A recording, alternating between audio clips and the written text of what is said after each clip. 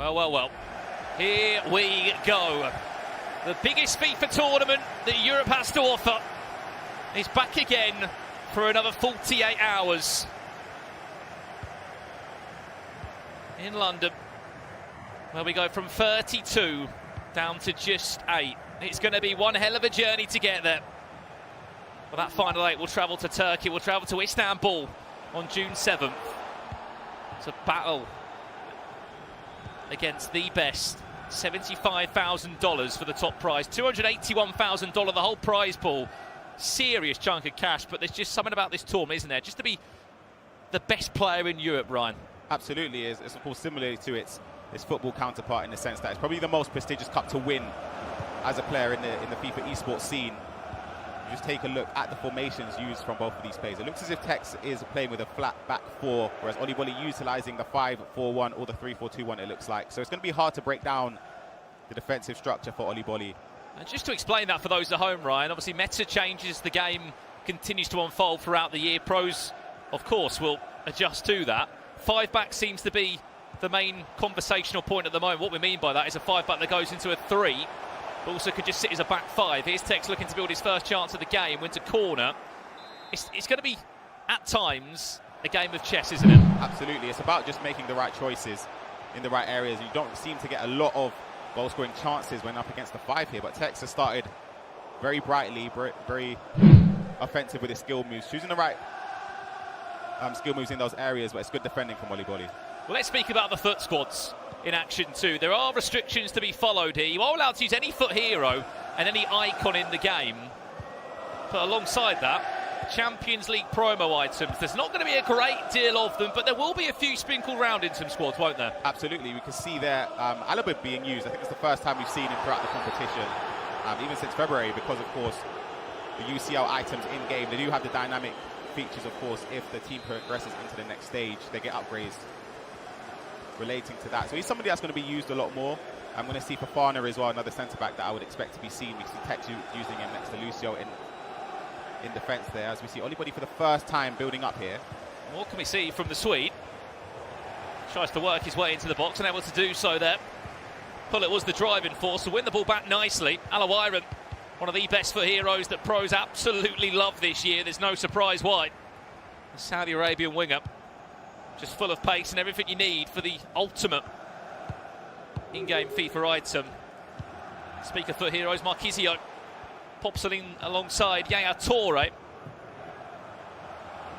think Toure is being used at right back as well, which of course is it's a clever pick, isn't it? Yeah, it really is. I even saw Danny Pitbull earlier today before we kicked off. Leon Goretzka, Champions League item as a right back, so expect some interesting selections. Here's Ronaldinho. Tekkz still waiting patiently for the first goal in the Champions League knockouts. Alawiran, nice feet. Happy to drive at Oliboli, isn't he? And just look for a couple of intricate skill moves. Absolutely, and again, when Tekkz is around the area, it's frightening to say at the least. He's always seeming to make the right decisions, but I think that's the positive of playing a defensive formation like the 5-4-1, is that you have that extra body in defence to sort of close the gaps a little bit more, so you can't really step over into space because somebody's occupying that position there. So it's very difficult for Tekkz to break through, but he's very confident in his game style, and I think over the course of the game will definitely create a lot more chances if he keeps doing it. Keep in mind, every game over 2 legs hit at the E-Champions League. Speaking of another game that's underway, Dolomite against Emre Yilmaz. We'll check into this one very quickly. Well, we have just seen an opening goal in the game. It is, no surprise, the young Dutch player that is just loving his FIFA right now. Emre Yilmaz, 1 goal to the good. Absolutely, a green timed finesse shot there, just on the edge of the box there for Emre Yilmaz to take the lead against Dolomite. Back to this one now. Tekkz holding most of the possession, just trying to unpick this back 5.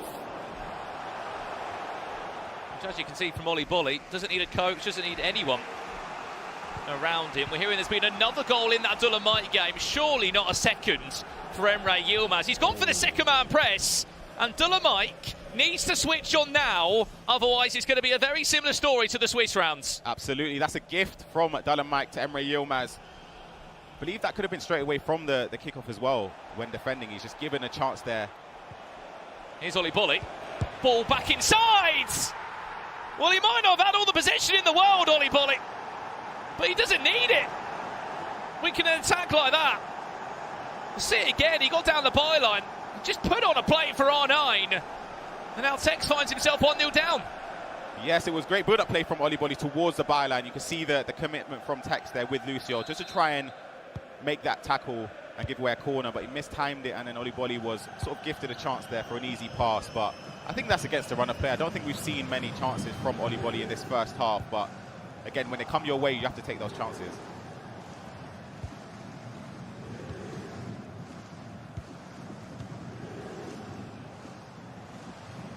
Last time we were here, I remember a similar conversation about left backs. It seems like that Capdevila is patched over the worries that Valverde once sort of did a job at. Yep, absolutely. I think he's a staple in the team, Capdevila, for me. I think he has to play. As you said, one of the options, or very few options, that you could utilise in left back. I think the cause for concern for a lot of the players has been the right back position. We've seen some players use, we're seeing Yaya Toure use there. We said Valverde, we spoke about Park Ji-sung as well. He's got an item in game. Certainly lots of options, isn't there? Speaking of Tekkz, Ryan, it wasn't that long ago in London you actually played against him. It was a 0-0 game, so wasn't too much to go for in terms of goals being scored. But what did you take from that game against Tekkz? What's the tendencies that a player like he normally just offers, or the questions he'll ask of you? It's a difficult one to analyse, if I'm being honest. There wasn't really much in that game in terms of chances for either of us. It was just a 5-4-1 up against a 5-4-1, really. It was just very defensive. There weren't really many ways to break through the defensive line for either of us, as we see the last attack there in that half from Ollie Bolly, given for most players to match a 5-4-1. If you're going to be playing against it, it's very difficult to break it down. Of course, you have to worry about the fullbacks overlapping, or the wing-backs, I should say, overlapping, because you don't really get the tracked runs from your wide midfielders. So it's hard to defend against when someone plays it properly. If you had to say, out of there was 10 players in a room here at the E-Champions League, how many will be playing 5-backs? I'd say 9. 9? Genuinely 9, yeah. I'd be shocked if... Just because it's that much of a disadvantage if you don't play it? Yeah, I feel like a lot of players are more comfortable playing maybe a 4-2-2 or 4-3-2-1. However, if somebody's playing a back 5 or a back 3, you sort of want just to match them, just to nullify their offensive threat. Back underway here. Ollie Bolly runs that one out of play. Keep an eye on the scores coming in. We mentioned there's 8 games taking place in this round. Here are the 5 games that are taking place backstage. And here's the updates for you. Umit leads Rapsu 2-1. Stingray Jr. leads Ayn Mertel 2-1. Gio Bundy finds himself 2-1 down to the veteran of FIFA. I say veteran, he's been in the seat for quite some time, the stranger. Marwan, the Moroccan, 4-1 up. If you're an XL Tom fan, unfortunately he trails 2-1 as it stands right now. Those games are all in the first leg. Plenty of FIFA. Let's check into Nicolas Danny Pitbull for a split second. That's 0-0 at the moment, 60 minutes into that one. As expected, that's probably a... to be fair, Danny Pitbull, I spoke to him, he's not playing 5-back. Oh, he's not? He might have changed in the last half an hour, but he's not playing a 5-back, and he's playing Leon Goretzka, as I said, as a right-back in a back 4. Yeah, I feel as if that sort of would favour Nicolas a little bit more. I feel as if he would not seem to go to a 5-back then if he tends to be playing against somebody that is using that, as we can see here. I believe this is another attack here from Emre Yilmaz. We check in there as Emre Yilmaz finds a 3rd goal in that game. Keep in mind, those are our featured matches on the main stage. Dulamai, oh my days! We blink for a minute, and Tekkz goes and scores! And that's the reaction you can see from Ollie Bolly. Just a puff of the cheeks as Alawairan just smashes that into the top right-hand corner. I don't know where that goal came from, but Tekkz back in the game. Yeah, that's surprising. I'm not sure if it was green time. We weren't able to tell just as we kept panning back into this game, but that is a shot you'd, in my opinion, be a little bit upset about conceding. Of course, Ollie Bolly, you saw the grimace on his face there from the reactions after conceding that goal. It's a weird one to concede. It's a tough one, but of course, it's a huge goal for Tekkz to equalise, to get back into this game. Bit unlike Tekkz as well from Imran. He just was like, I've got to try something from the edge of the box. Here's R9. Speaking of R9, the trophy titan, chance to use him yet, or? I haven't used him yet, of course, but I think Well, this could be a chance here. First time ball over the top from Tekkz. Alawaira looking for a brace for Tekkz, tries the ball roll round. This could be a chance. Back to R9. The goalkeeper movement couldn't stop him as Tekkz flips the game on its head. And it's all came from Alawaira, and it's a great... What I wanted to say, Ryan, was that I saw him get bought for like 15 million coins a week ago. He's a serious player, so 97 is pretty much like using the prime icon moment. Absolutely. It's coins I don't have at my disposal, unfortunately, but of course he's somebody that is going to be a staple in everybody's team in this tournament. And that's what you see in those moments. You can just trust him on either foot in the area. Bit of a rushed shot there from Olibody, but going back to that goal from Tekkz there, I think his decision was sort of made up there from the goalkeeper movement, I should say, from Olibody. Sort of predetermined where he thought Tekkz would shoot, moved him quite, well, I say slightly early, and sort of made a choice for Tekkz. But again, you have to take the opportunities when they come. It's another little lofted ball over the top again. Yaya Toure, unconventional position at right back. Is there any news from this game? Nicolas against Danny Pitbull, the current E-Champions League winner against the man that just won the Serie A in Italy. It's Nicolas on the hump. 7 minutes left to be played. We go into a pause there. We'll leave that one for the time being. Surprising 0-0 in that? It's difficult. Here's Ginola. That was a golden chance. I feel as if a green time shot across goal there, that could have been the chance Olibody was hoping for. But when it comes to Nicolas playing, he seems to be involved. I don't know how to explain this, honestly. He's involved in a lot of 50-50 games, but comes out on top genuinely 99% of the time. I don't know how he does it. He seems to make the most of those games. Towards the front post, can't clear that one away. We hear there's been more action in another game. We'll give you the update on that in a second, as Olibody is building patiently from this corner. Vieira and Hullet interchanging superbly well. Let's go and check out the moment then. Emre Yilmaz against Dolomite. Please say Dolomite scored a goal. It's not getting worse, is it? This is only in the first leg. Emre Yilmaz, Alawaira just gets over that one and does enough to put him 4-0 up. That's a massive statement already from Emre Yilmaz. 4-0 up against somebody like Dolomite in this stage of the competition isn't easy to do, and of course there's still a long way to go in that game. He could make it worse, or of course Dolomite could try and stem a comeback.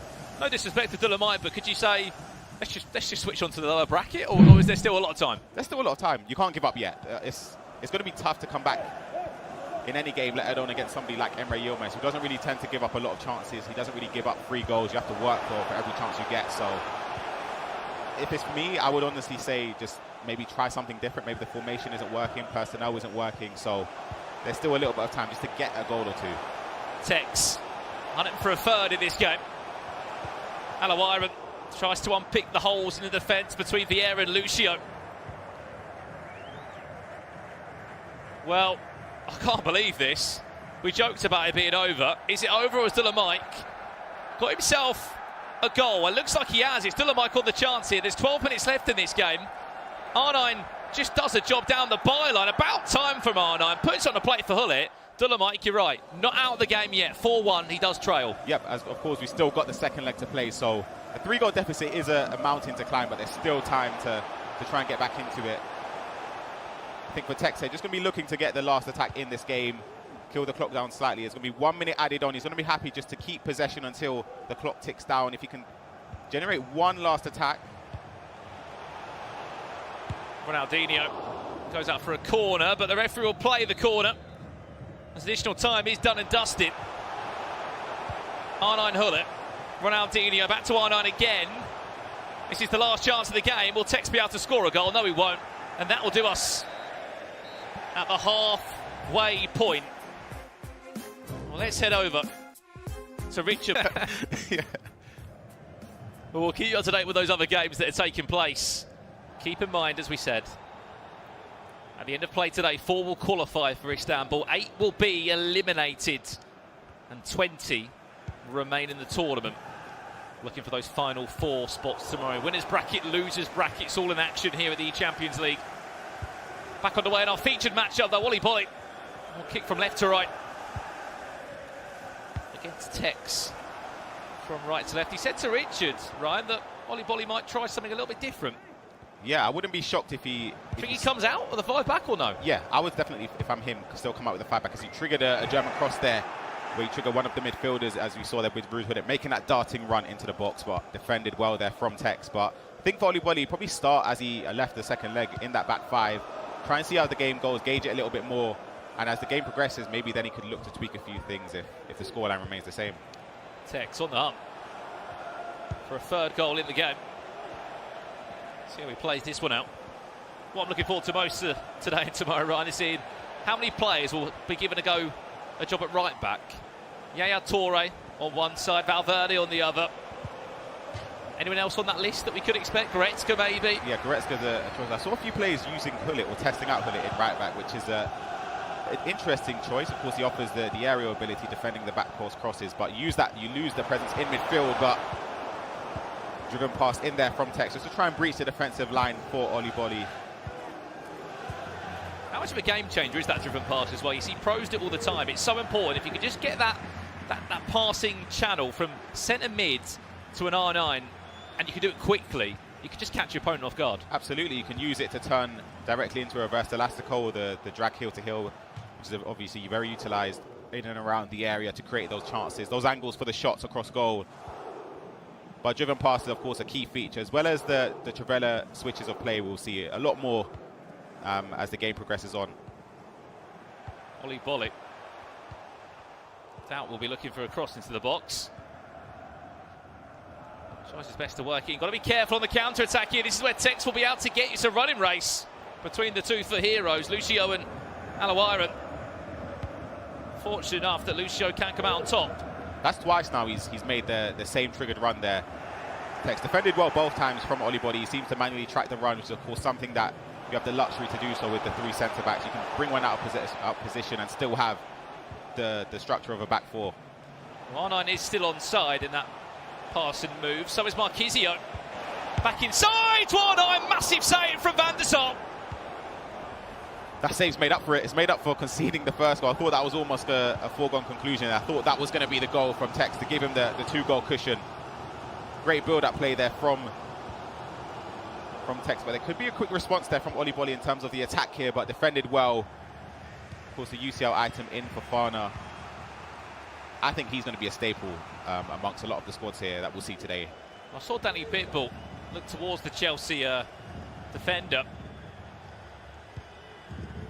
Alawiran again on his own. Oh my! I think the cameraman thought the Tekkz score, because we did as well. So did I. He timed it green. It looked like it was flying to the top bins. Just to get the timing of that so quickly, so unexpected. Another day that goes straight into the top bins. Absolutely, I think that's the special thing Tekkz has, because he of course can utilise the skills in the area. I'll speak about it more as this attack actually comes to a close there. He can use that skills in the area, quick passing, quick turning. He can also shoot from long range. He can cross the ball. He can do first time through balls over the top as well. So it's very difficult to mark as we, of course, take a look at the other game going on. This is live, still 0-0 between Danny Pitbull and Nicolas. Going into the second leg now, 20 minutes have been played. Well, it looks as if Danny Pitbull lied to me, because I don't know if he's playing a 5-back or not. It looks like something on those lines, maybe. If they have a chance towards the back post as Nicolas opens up his account 20 minutes into that game. That was a live goal. That has just gone in to the right-hand side of us now. Finally, there's a breakthrough in that game after 110 FIFA minutes. Nicolas will be happy with that. I was actually in the backstage area and I was watching Nicolas and his coach watching the Serie A earlier this week, trying to break down Danny Pitbull's gameplay. Just shows the level of preparation coming into this for a player of Nicolas's quality. Back to goal, Oliboli, can he beat his man? He nearly did there with R9, but just got a little bit worried and came back the other way. Yeah, I didn't think he thought the turn would have been enough to get past Tekkz's defence there. It was, and he turned back thinking he'd have to do that little bit extra, but it wasn't needed. And that's a key chance. Of course, it didn't lead to a shot at goal, but it's just something that maybe Oliboli could take positives in. As we see the pass, I think this is offside, just about there from Tekkz. Just offside. There's Tekkz there.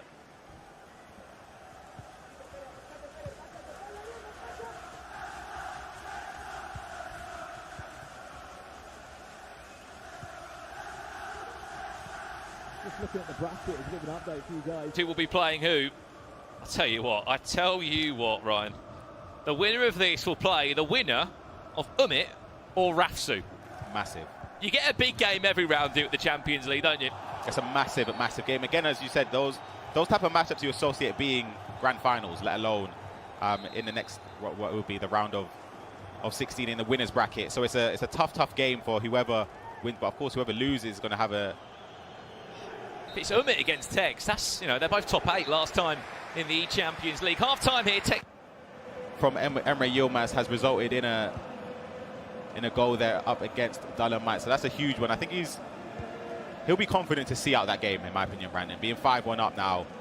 It's a massive scoreline, isn't it? It's massive. It's a statement win, of course, winning up against Dolomite, who is, again, we spoke about how well he's done throughout the season and throughout the years in the FIFA scene, but he seemed to start slow with the E-Champions League, especially this year. We've noticed the green time shot there blocked. Spoke at him being 0-2, turning it around, and again, he sort of started as he started the previous phase. Corner played quickly there from Tekkz. Ronaldinho Marquezia back to R9. Can't quite find the animation he was looking for. On the Emre Yilmaz game, as he does lead 5 goals to 1 already, he's just scored again. This is 5 minutes after he scored the first one. Pullet would have to be involved, wouldn't he? The Team Pullet player. Gave it to R9, the two icons linking up 6-1. The winner of that, which you may as well say is Emre Yilmaz now, will be playing the winner of Stingray against Imertel. Here's Tekkz back to goal of R9, just offside. Lots of big games that will be taking place in the upper bracket round 2 here at the Champions League.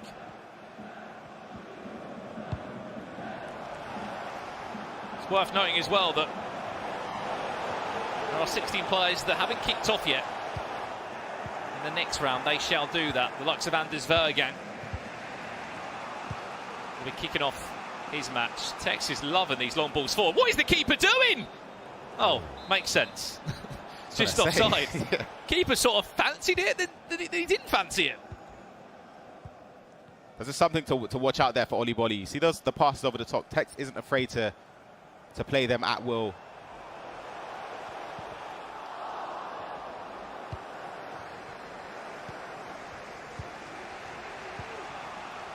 Alawiran, it's just got everybody for pace, isn't it? Ginola, haven't seen huge involvement of the French for Hero as of yet. Capdevia, Alawiran, this is nice again from Tekkz. I think there's been a slight change with Oli Bolly's formation. Instead of using the 5-1, I believe he's using the 3-4-2-1, or maybe he's got his left mid and right mid in a 5-1 unbalanced or stay forward. You can see that they're sort of resting on the defensive line of Tekkz just to see if he could spring counterattacks as quick as possible, but I think he might even need to change a little bit more. As we see, there's only 30 minutes or so left to play in the second leg, and of course he's down by 1 goal. Let's have an update on the Nicolas game against Danny Pibble. We see him go 1-0 up in it. I believe, by the looks of it, he went 2-0 up. 26 minutes into the restart there. Nicolas finding his goal-scoring form. Yeah, it's a Nicolas special. We know how good he is from set pieces. He always seems to conjure up something, whether it's a direct free kick or an indirect one or a corner, whatever it is, he seems to always find ways just to maximise his chances from those situations. And it's another one, green timed as well, to give him the 2-goal lead. Ginola, Pullet, R9, or I should say R10. If it was R9, final subs have been made for Oli Bolly. And speaking of those results, right here they come on the scores on the doors now. Stingray 5-2, he leads against Imertal. Gio Bundy 2-2 against the Stranger. Marwan, the Moroccan, 7-2 he leads. Unfortunately, XL Tom still 3-2 down against Antonio Radega of Germany. Oli Bolly trying to find an equaliser there. 7-2. Look at the run again there. I think this one's definitely onside here. Tekkz can bring this down. Alawiran for Tekkz, loads of time! But Van der Sar deserves huge credit there. And so does Oli Bolly. Just to be patient in the save. That should have easily been 3-1. Maybe it will be now. R9 back to Hullet. Ball just won't fall kindly as Ollie Bolly lives to fight another day. Really, should be 3-1 down. Absolutely, it should have been a goal there from Tekkz, but I think it was good goalkeeper movement there from Ollie Bolly, just bringing his goalkeeper back and back just to close down the angles there as well.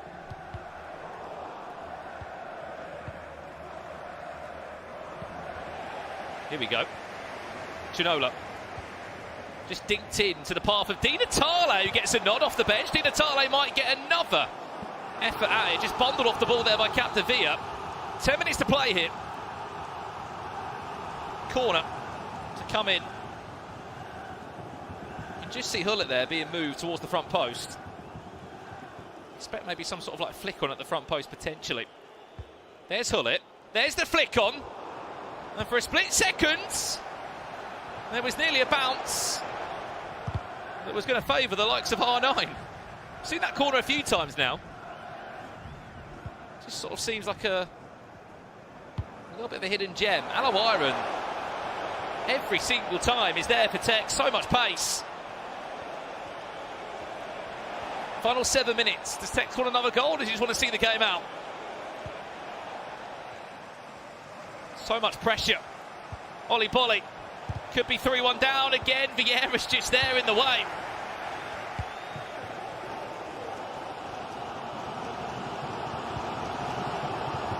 Game's starting to come to life now.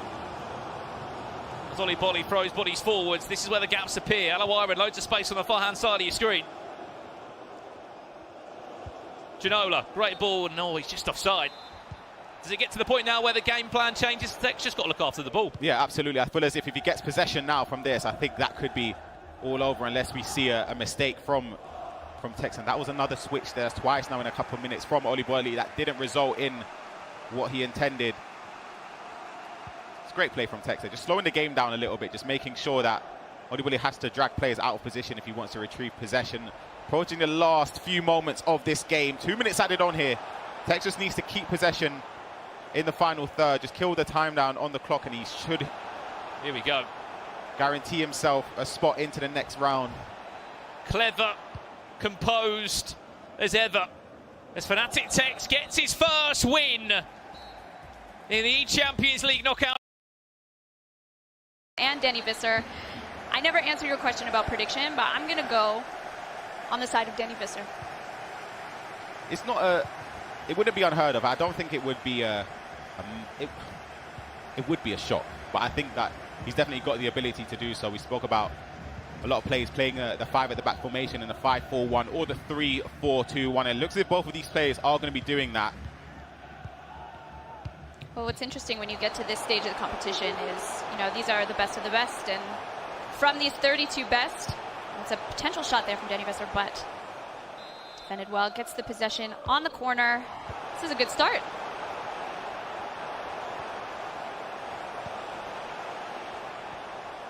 I like how I was saying, the closer you get to the final, the better players you will encounter. And I think that, you know, the further we get, the higher the stakes get.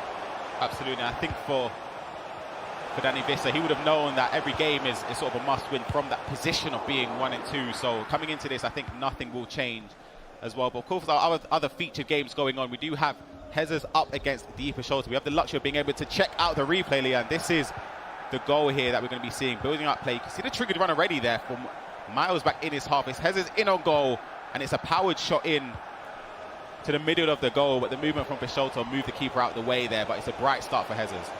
Great start. He's going to want that to gain some confidence going into these 2 legs. Anders with the possession now, looking to try and find some space to get a shot on goal, but doesn't quite get the shot away. The space is closed down by Danny Visser. I think one thing for Danny Visser when you come up against somebody like Anders is, genuinely in my opinion anyway, I feel as if Anders is the best player in the world at stepovers. When it comes to any angles, exiting it or using it for a speed boost, he always finds the right move at the right time, and it's very difficult to play against, and he's ruthless as well. He's not somebody that will rest when he's 3 goals up or 4 goals up. He'll keep on scoring, he'll keep on celebrating, but it's Danny Visser on the attack here. You know, I'll go ahead and say that Danny Visser's had a very bright start. I think that, you know, he's We're still only 16 minutes in, but he's had a few more chances than Anders. But do you think this is tactical from Anders? Just kind of, you know, reading his opponent, reading the playstyle, and see how he's going to want to continue to attack? Yeah, absolutely. I think when you're coming into the game, it's a two-legged affair, so you could utilize the first moments just to gauge what your opponent's doing, and that's going to be a chance there. Looks like I spoke too soon. Yeah, that's a great chance there from Anders, building up with the step overs, playing it in there, and it's a left-footed shot across goal to give him the 1-goal lead. Not too much of a celebration so far. I'm disappointed. But I'm sure maybe the second goal we'll see some. There's the chance there. It was a commitment there from Danny Visser to try and block the shot there, but it wasn't able to be blocked. Just finds its leg through the legs as well, so that's a tough one to concede from Danny Visser there. But for Anders, it's a perfect start. I think that's the thing about Anders and his gameplay is he capitalizes on chances that he gets, and if his opponent, you know, might have more possession, might be a little more intense in the build-up, Anders will just, you know, take what he can get from any chance he gets and score, and that's what he did. He's maintaining that position outside of the box. He's got to pull it, passes it through, takes a shot on goal, 2-0 Anders.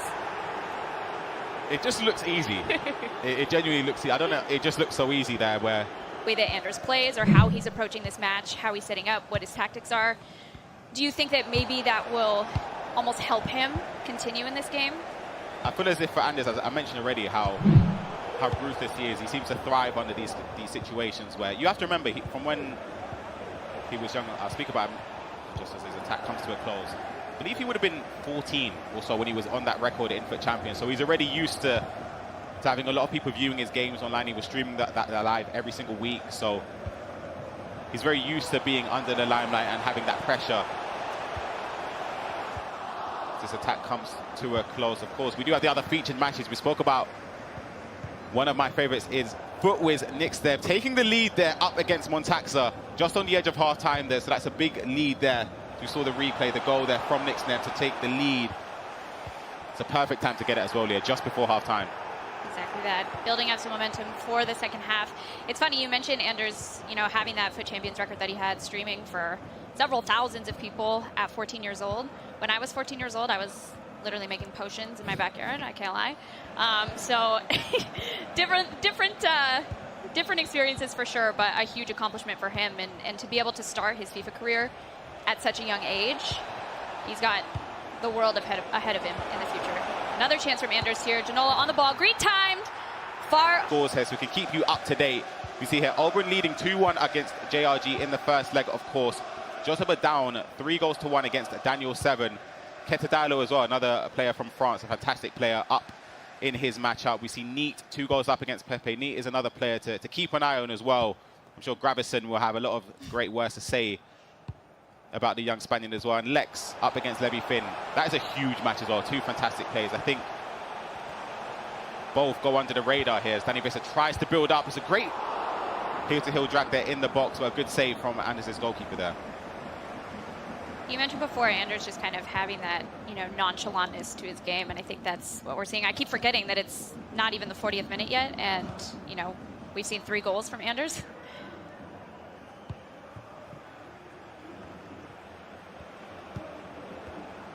I'm interested to see how Danny Visser will kind of refocus at halftime and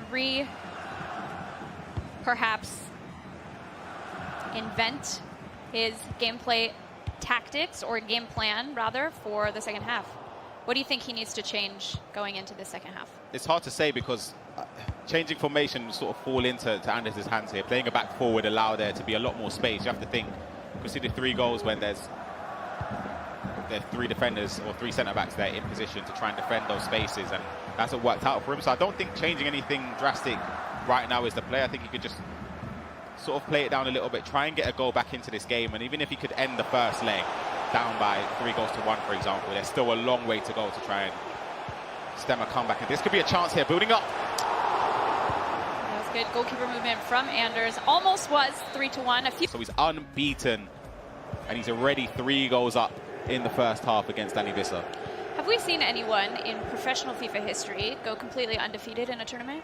I'm sure there has been a few cases of that. Yeah, there must be in the past. I don't know off off the top of my head, but there have been, of course, fantastic performances from a lot of players in competitions that have become victorious as well. Would be quite the storyline, especially for someone so young and so talented. I also noticed that obviously Danny Visser and several of the other competitors this weekend have coaches alongside them or player guests, but Anders is alone. And I think that's even more impressive to be able to maintain that composure. Taking a look at the little bit at the top of your screen, the scorelines from the other games. Because we mentioned already, it was Lex up against Levi Finish, still 2-2 in that game. Neat conceded now. He's still winning 2-1 up against Pepe. Oberon is still leading in his game alongside Daniel Seven as well, who's also winning. Keta Dilo as well. So it's always good just to keep an update on those games. Of course, when we do have the information, I will manage to relay it across. And of course, our other featured match on the stage is Hezes up against FIFA Shelter. We do have a replay here and an update. Is Hezes going to make it 2 goals to the good? We can see the goal here building up slowly but surely with his centre midfielders. A driven pass and then another driven pass across there. It's a very easy finish for Hezes, a cross goal there to find the back of the net. 2 goals now up against FIFA Shelter. A little fun fact about Hezes, and in my depth of research, I found this fact. So I'm not 100% sure of the validity of it, but if it's true, it's very cool. Hezes was actually a former competitive Call of Duty player. Really? Okay, Free FIFA, right? Yeah. Being able to just balance or have the skill set to compete in, the esports is a massive thing as well, but he's showing his FIFA talent today for sure. Well, by Anders. What's interesting is it's one thing to be very good at one video game. He's very good to compete at a professional level for 2, especially Call of Duty sports. He's one of those people that are good at all video games.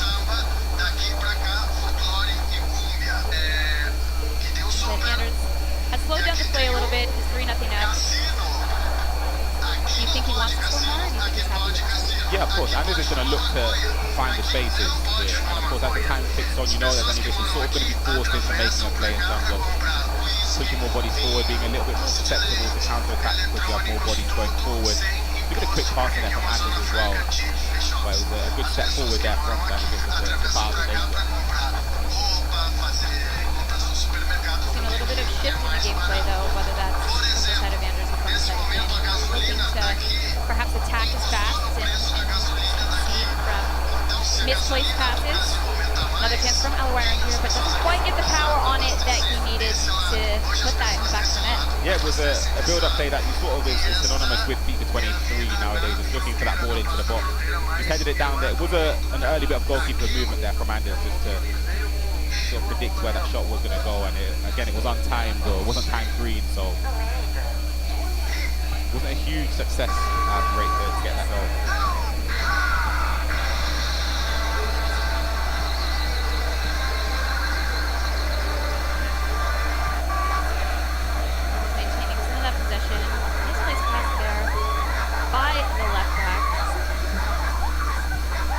Regain some of that possession. Looking to penetrate the lines of Anders, but can't seem to find the space. Anders is really good at reading. Could this be a chance here from Ronaldinho Kinchuk for his first game, but not conceded in the second half so far, and has a full second leg to play. Maybe he can rethink some changes for that second leg, and then worst case scenario, he drops to the loser's bracket, which will allow him to have one more chance at staying in the competition.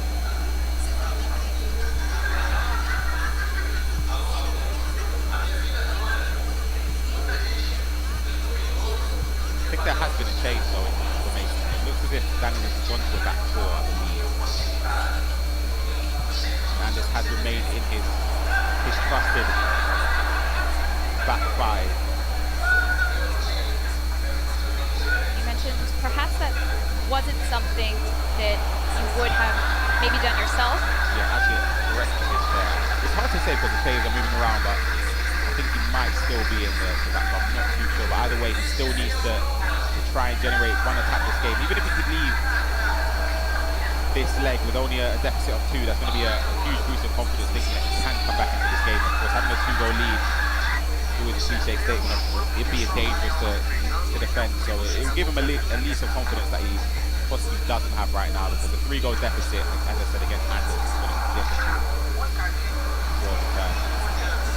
That was a good ball into Alawiram, but again, Anders read that well and regains that possession from his back line, looking to build out the back. Be dangerous on that counterattack.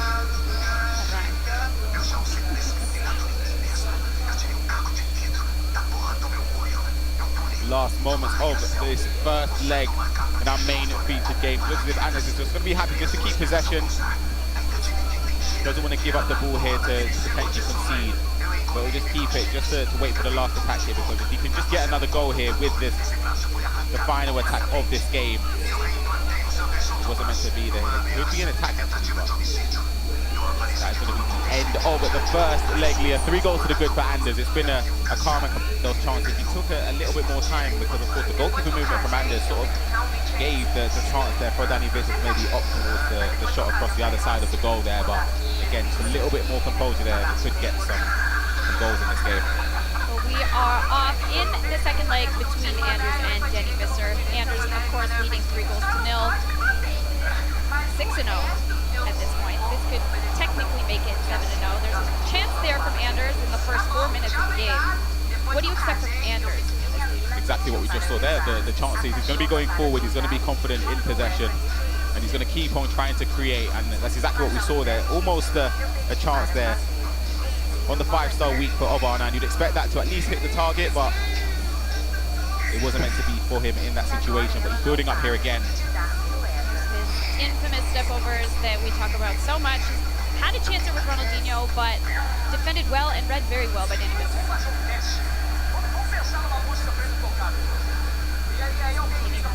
Some of that possession, looking to be on the attack, find the spaces in order to get that ball in the back of the net for the first time between the two of these players.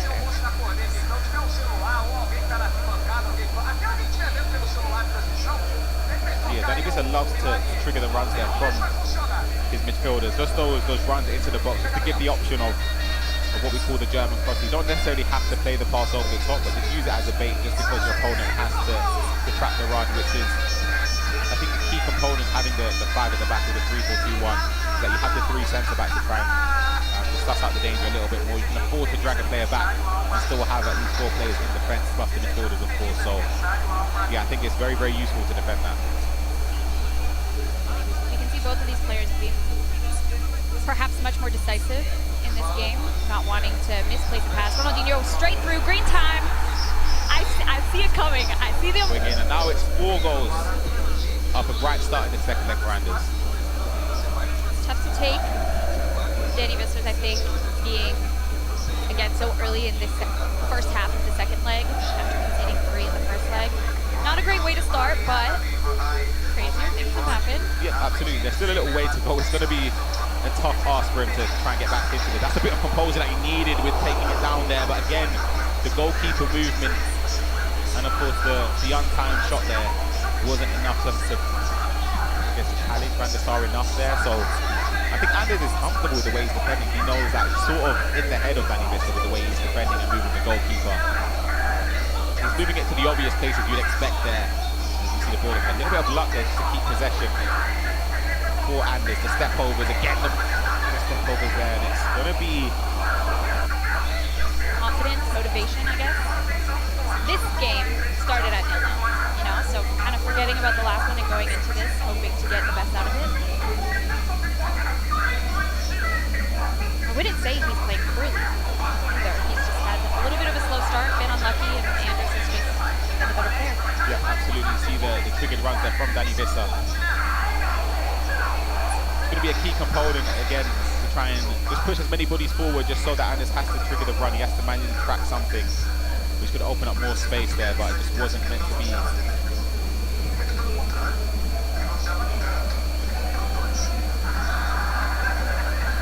Well, as we can see, some of the updates going across the screen that we saw. Some updates, I think Nick was up 4 goals to 2 instead of the 3-2. This could be a chance here for Danny Visser. I think this is... Oh my lord. Was that offside? It must have been offside. It has to be. If not, then... It would have been a really unfortunate whistle at that moment if it wasn't outside. It was close though, it was definitely very close. Thought he was on and that was through. But a good chance. Good build up, a good final pass. This is the space I'm talking about. Danny Visser has to change formation. A bit lucky though from Anders to get through. Great composure from Danny Visser at the back though, because after that unlucky bounce, still managed to defend that confidently.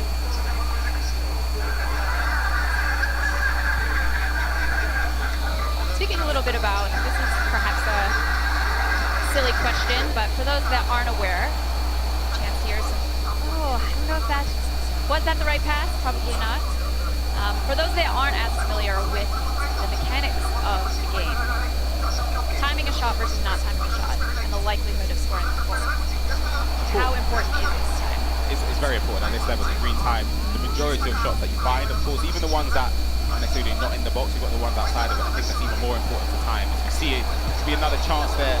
Wasn't time green there from Anders this time, but you say just timing Trivella's from the edge of the box. Finesse shots we saw. I believe it was Nicolas scoring that goal up against Danny Pitbull in the first round earlier on today with the green time finesse shot. Just timing it just gives you the higher percentage of chance for it to go in. The first time ball over the top there from Danny Visser.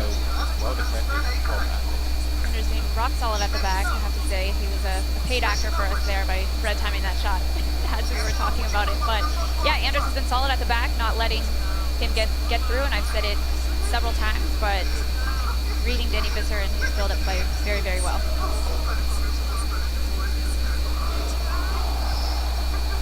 Nearing the end of this first half of the second leg, Danny Visser down 1-0 and 4-0 on aggregate. What would you do in a situation like this with 45 minutes left? I think for Danny Visser, he has to change in terms of his tactics. I feel as if maybe the upping the depth a little bit, but I think he would have already done that with the pause that he queued in the first 20 minutes or so of the game. So just having that setup, of course, having a constant press tactic available is also very important. To see some of the runs here could lead to a chance, and it wasn't meant to be. That is the end shot, to say the least, if Anders gives up this 4-goal lead. It'd be a great story. It would be. It's going to be a tough ask to even get a couple goals back, let alone for Danny Visser. But if he's going to start, he needs to start now. Start as he needs to go on, and that is not the way by giving away possession. The idea was there, but just the execution wasn't perfect. Anders taking advantage of that and looking to capitalize on this counter. Hulla is through with some space, and I'm shocked that that's gone in at that angle. A little bit unlucky, and hits him with the gritty. Do we get a celebration from Anders? Not quite. Yeah, I'm not too sure if that was a pass or a shot. If it's a shot, of course, it's great reaction in terms of, you know that he's moving the goalkeeper, so you've reacted in time to shoot near post, because of course he's committed there and he's giving you the chance to shoot. Or I'm not sure if that was a pass to Ginola in at the near post. I'm not actually sure. I couldn't tell the difference from a driven pass or a shot there. But either way, it's found the back of the net for Anders. 5-0 up. And he will be progressing into the next stage, in my opinion anyway. I don't think there's going to be enough time for there to be any sort of comeback. We haven't seen anything from Danny Visser to show that the comeback is capable. Well, at this point, there's not a lot to lose, so I think that, you know, going a little more attacking and being vulnerable, perhaps. There's a potential chance there from Danny Visser, but again, Anders wanting to capitalize on that counter. 3-on-1 situation. I think 9 times out of 10 for Anders this is a goal, but will it be this time? He takes it out of bounds. Of course, with this game sort of reaching a stage where it's almost a guaranteed conclusion, of course we can look towards the next stage for Anders. We saw Oben when we had an update, who was 3 goals up against JRG. That is going to be his opponent in the next round. That is a huge game. Oben, of course, the Italian, he has a lot of accolades to his name as well, and he's been fantastic this season. Of course, one of the other featured games going on, Montaxa up against Knicks, and we left that where Montaxa was 2-1 to the good, and it's going to be a chance there from Knicks Neb to try and get back into this game as we see the building up here. He's managed to retrieve possession, the step over, and the shot across goal into the top corner for Knicks Neb. Is this a goal from Danny Visser here? Another one from Anders. I think it was disallowed. I think think that was a disallowed goal there from Danny Visser, who just came back in time just to see that chance there. But the goal from Nickneb was almost a carbon copy of the one that we saw from Anders. Anders on the break here, looking to take that shot with R9, but not green time and deflected out. Maintains that possession though. Lots of time, 30 minutes still left in this second half. Like you said, I think the conclusion is very clear, but it's important for Danny Visser to continue focus because he still has that second chance. absolutely, he's in this competition. He'll be up against the loser between Oberon and JRG. And that pass there, oh my goodness, that's going to be a goal there. That is an odd goal to concede. No. 25 minutes to get four, just to equalize. I can't see it happening. I'll be completely honest. For me, this is cemented in as an Anders victory.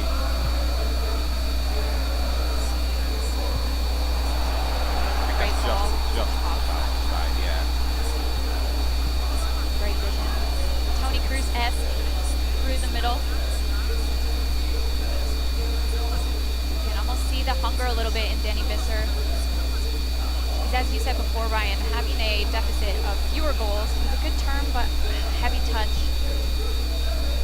Another featured game on one of the stages is Deepa Shuttle up against Hezers. We left that. Hezers was 2-0 up.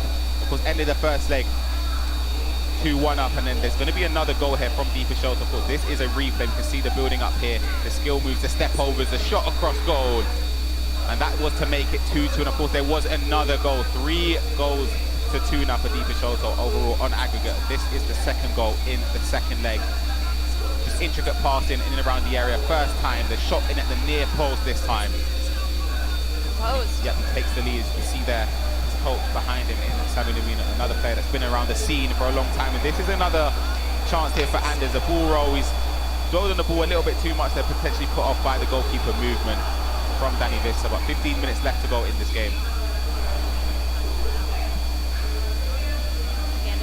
Likely looking to seal the deal with one more goal. He hasn't fully sat back and seemingly up against Oberon as well. This is going to be the corner attack here from Anders. Because the game isn't done, they'll be hoping just to keep his record of having the most goals scored in the tournament, and that is going to be another one to add to the numbers there. Number 6 goals to 1 against Danny Visser. I mean, there was a reason why he was the top goal scorer in February, and this is it. 6 goals, nuts.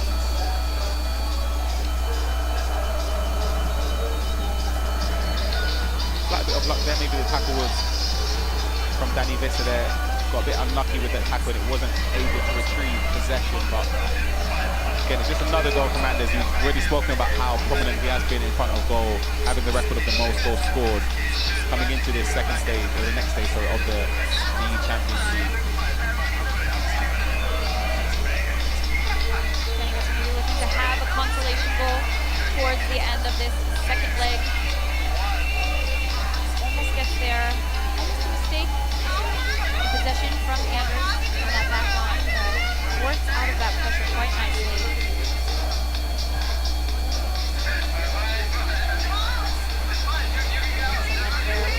Find the space with R9 and find the space he does.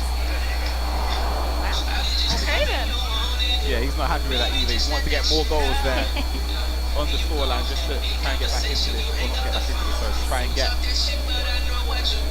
more goals to add to his accolade. There's going to be another chance there, just wide of the post there. I think he's getting a little bit fed up with that. But I think that speaks volumes in a player when you're up 6 goals to 1 on aggregate and still frustrated with the consistent. He holds himself to a very high standard. I think, I've said this several times, but at his age, I think that will set him up for a lot of success in the future. 3-on-1, Ronaldinho with the green time shot. A little bit of goalkeeper movement from Vanderstar.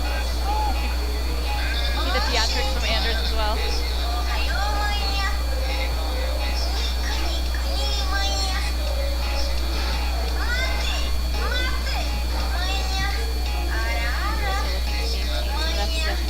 Could get that final attack. It looks like Anders might have it and might even have a goal. Regardless of the opposition, he will carry on scoring. It's got to be frustrating for Danny Visser in his his first match of the day. I don't know how anyone wants to start the weekend, but Anders does proceed 7 goals to 1 across 2 legs.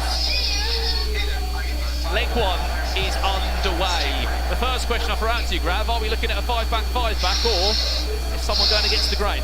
I don't think so. I think Umut might be using the 5-back, but I think Tekkz was using the 4-4-2 in the first leg of the first game, and I think he might stick to it. Because Tekkz used to play a lot of 4-4-2, 4-2-1, but this year he kind of switched it up with 4-3-1, with 5-7 at the back. I think he's being more kind of a meta player now, which I think is better for him. Here's Tekkz looking to build up his first chance in the game. Alawiran trying to find the feet of damage. You know, it goes back to R9 in the end. It's the first shot registered just 5 minutes in. And the star needed to make an important save. Corners be played quickly. Marquisio R9 will look to just open up on that right boot. He has got that 5-star weak foot. He can go left or right. In terms of right backs, Grab, where do you come into this? You say you're in this tournament, E-Champions League knockout, who would be your right back and why? I would probably use Cafu. Even though you wouldn't use Ronaldinho or Pele, I would use Cafu because if you're using 4-3-2-1, I think it just opens an opportunity for you to use a good offensive right back. Clever pass, Marquisio back to damage and Nola, well played Lucian. I love the way he's in Cafu there, just thrown another right back into the conversation, Grab. No Yaya Toure, or Wesley Fofana as we're seeing on this side, or Valverde. I mean, it seems like everyone's just got a personal preference, haven't they? Yeah, pretty much, but I'll stick to Cafu.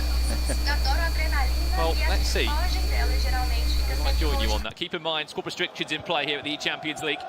Champions League road to the knockout players are allowed alongside for heroes and icons. Here's a chance. This could be Umit's first chance of goal. We're very composed, but even more composed at the back was Tekkz. We hear there's been a goal in one of our other featured matches. It comes from Anders against Obram. And when we can, we'll let you know which way that goal has gone. Here we go then. Obram, Anders Vergang. This is 5 minutes in and looks as if it's gone the way of Anders Vergang. Wins it back well there, David Ginola. Hullet punches into the feet of R9. Brilliant feet again. And look, it's all green. Anything in that box from Anders Vergang is timed to perfection. Step over, tick. Reverse elastico, tick. Green time, tick. Just perfect info. Speaking of chances, here's one now. Back to R9. That was a good chance. Big block. And a chance to break on the counter-attack. Ronaldinho will be offside. Tekkz has to go back the other way now. Try and work this one out. Keep an eye on the far-hand side of your screen. There is an overload there. Yep. Will he need to use it? Ronaldinho, there's the step-overs. There's the Travella. What are you making of this from Tekkz? He's happy to take shots from outside the box today. Yeah, definitely. I mean, it's the way to play FIFA right now, with trivelas, with reverse elasticos, with shots. I agree with you.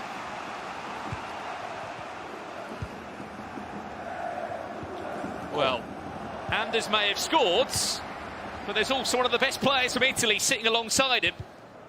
And I tell you what, he won't be proud of that one defensively. It's a long ball over the top. Kept his calm outside the boot. Didn't need a time green there, did Obram. 1-1 all square here. Tekkz of a chance. And a goal! I think that may have been Marquinhos. I'm not sure what he was doing there. Marquisio, yeah? Yeah. That was it was. We'll see again on the replay. The Italian midfielder. He looked at the camera, Tekkz. He feels confident. He might feel as kind of not been mentioned enough in this match against Umut, but yeah, that was a really good goal by Tekkz, and I really loved that direct look at the camera. The stare, man.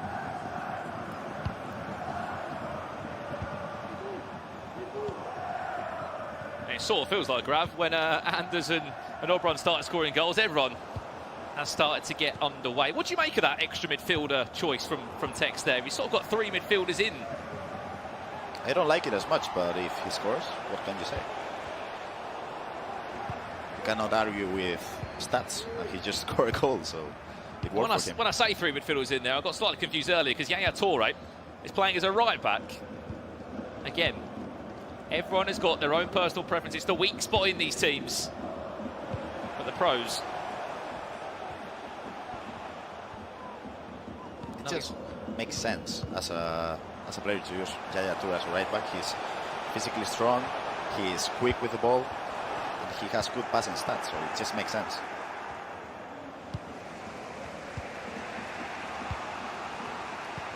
Would you use Alaba in your starting team? I think I would. He's like 92, I'd say. And potentially if they... He's a new player that has got the hype, and of course for viewers at home that might not understand, the further a club gets in the Champions League, it does upgrade the foot item in the game. This is clever again from Umit. Captain Villa bombing on from left back. Is there a cut back available? There was, but Tekkz read it well. But continuing that point, the 4 teams that are left in the Champions League, they're going to have some pretty tasty foot items that might feature in some of these teams. Tekkz on the counter-attack, looking for a second in this game. R9 does get intercepted in the end. There has been a goal across in a Robert-featured match. It becomes the way of the Danish youngster, Ronaldinho. Of course, it's time green. Anders Vergang leads 2-1. And before we talked about the step over, mechanically doing perfect, this was this time. R9, back inside, Hullet, save, Anderson. Had to be big, and he was. Oh man, so much FIFA. I'm trying to let you speak here, Graf, but everything's just happening. Scores at the top hand side of your screen. Have a breather. Here are some of the results coming in as it stands now. These are all upper bracket matchups. Nicolas has conceded his first goal of the tournament, but he does lead. Nickstep off the back of a penalty shootout leads 1-0 against Hezers. Neat, you'll be happy to see that one, Graf.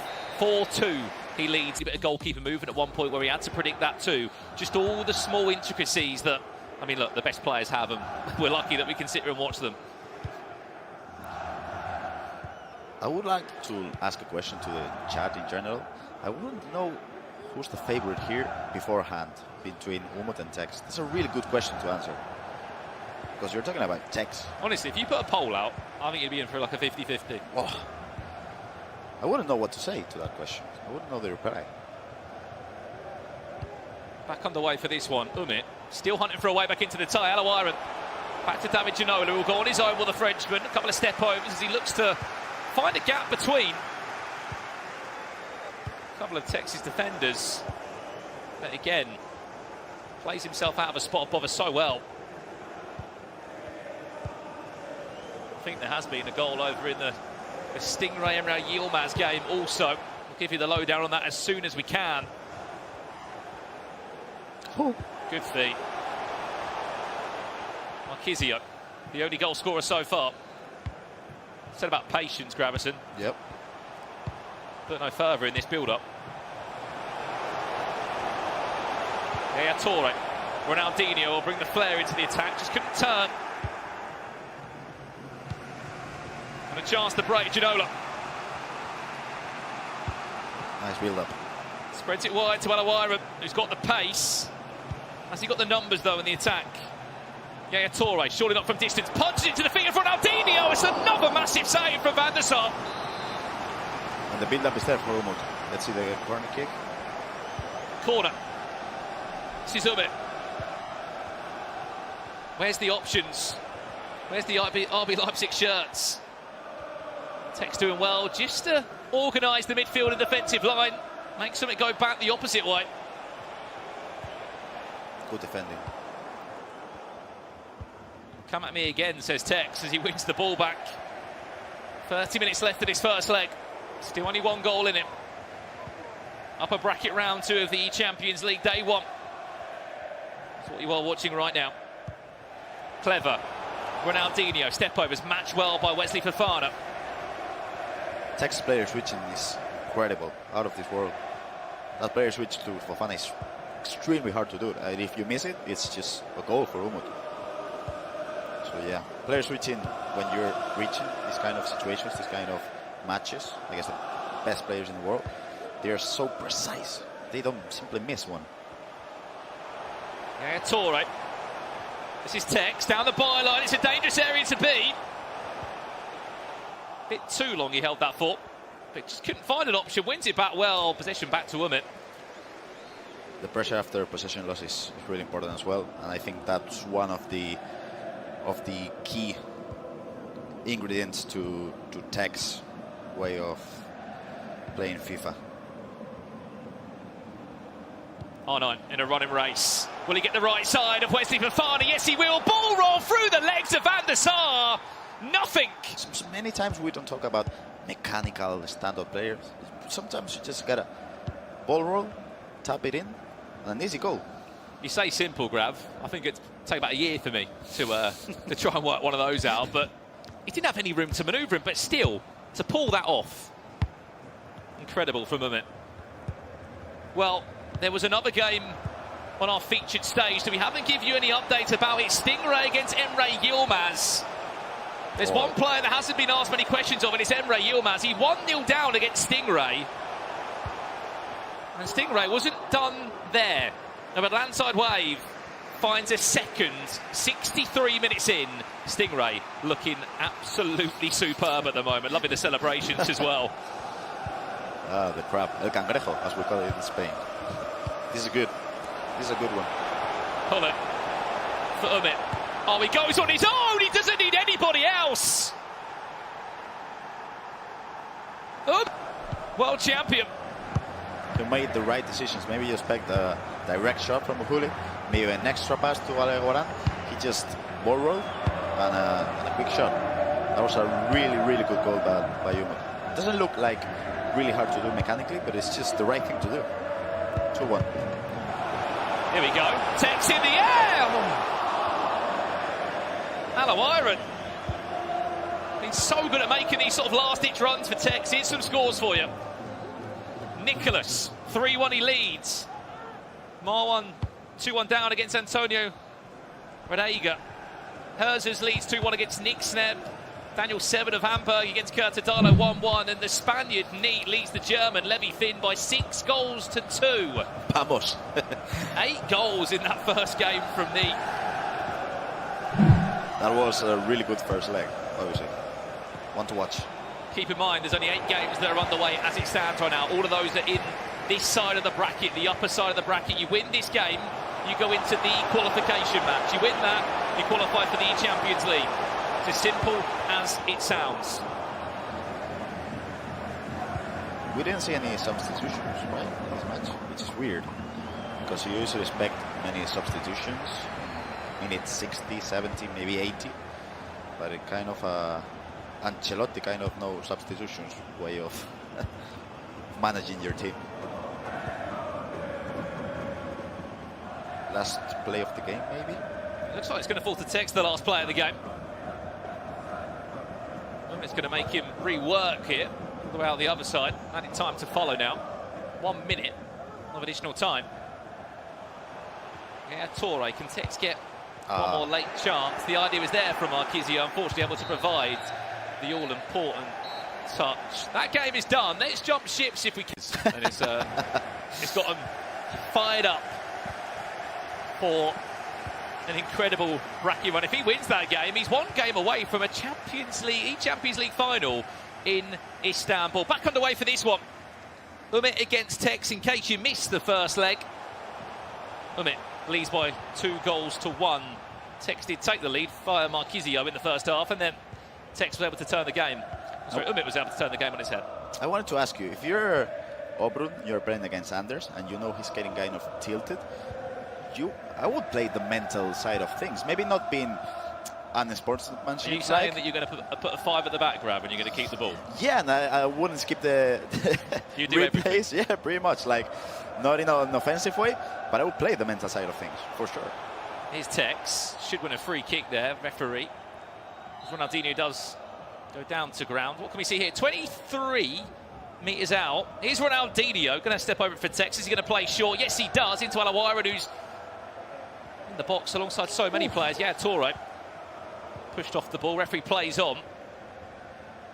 I have seen Tekkz hit them directly into the back of the net. We saw that at the EA Sports Cup earlier this year. There is probably a little bit in this game as well, because if you remember the 2v2 game between Anders, Umit, Diogo and Tekkz, you remember what the scoreline was in that game, Grav? It was an absolute blowout, wasn't it? Yeah, crazy. And then Tekkz did the Anders celebration. Maybe if Umut beats him now, he'll do the same. I don't think so. He's a respectful guy. I appreciate the story you're building, but let's wait and see. No, not happening. I don't think it's happening. I can assure you, Anders might be doing the celebration himself if he goes and wins the next game. Here's Ronaldinho back to Hullet. Umit looking for a third goal. Other games have kicked off here. We can confirm it wasn't a typo. Emre Yilmaz is actually 3-2 up. What a ridiculous last 28 minutes he had in that game that we didn't see. I want to watch the replays later because that has, I don't know, how many plays can you have? Like 3, 4? He scored 3 of them. It's crazy. Yeah, I'm sure Richard, Mike and yourself, will be breaking those ones down after this game, with a chance to break for a third goal. Yeah, Torre happy to get back in his new position as a right back. Here's the latest from the other games in this bracket. Nicely done by Umit. Chance for a third. It's a terrible touch from Alawaira. Unfortunately, does win a free kick though. We could talk about the MVP of the match, Yaya Toure, right now, because he's everywhere.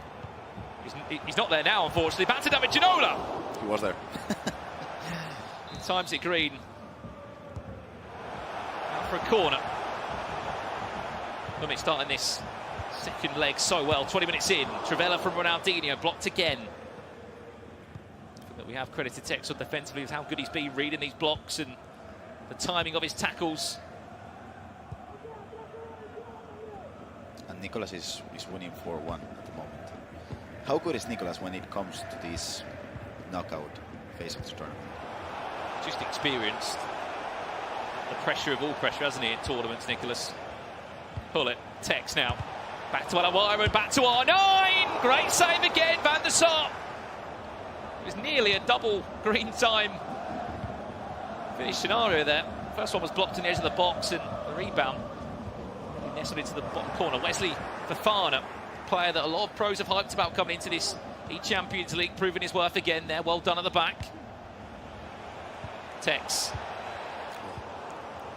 trying to find the perfect triangle. The build-up from Tekkz right now has been consistently good. And I'm seeing I love him so much. Frustration. To the left-hand side of me, Obrun Anders. Something's happened in that game. We'll give you the lowdown as soon as we've got it. But we have more reactions from Anders. Big reactions. Ginola. Back to captain Villa. Here's Umit looking for a third towards the back post where R9 is there. Fofana. That recent boost he had into the quarterfinals for Chelsea. What makes him a viable option now at the back for these pros? I think he's tall and his jumping stats are good, so he can defend the German cross as well.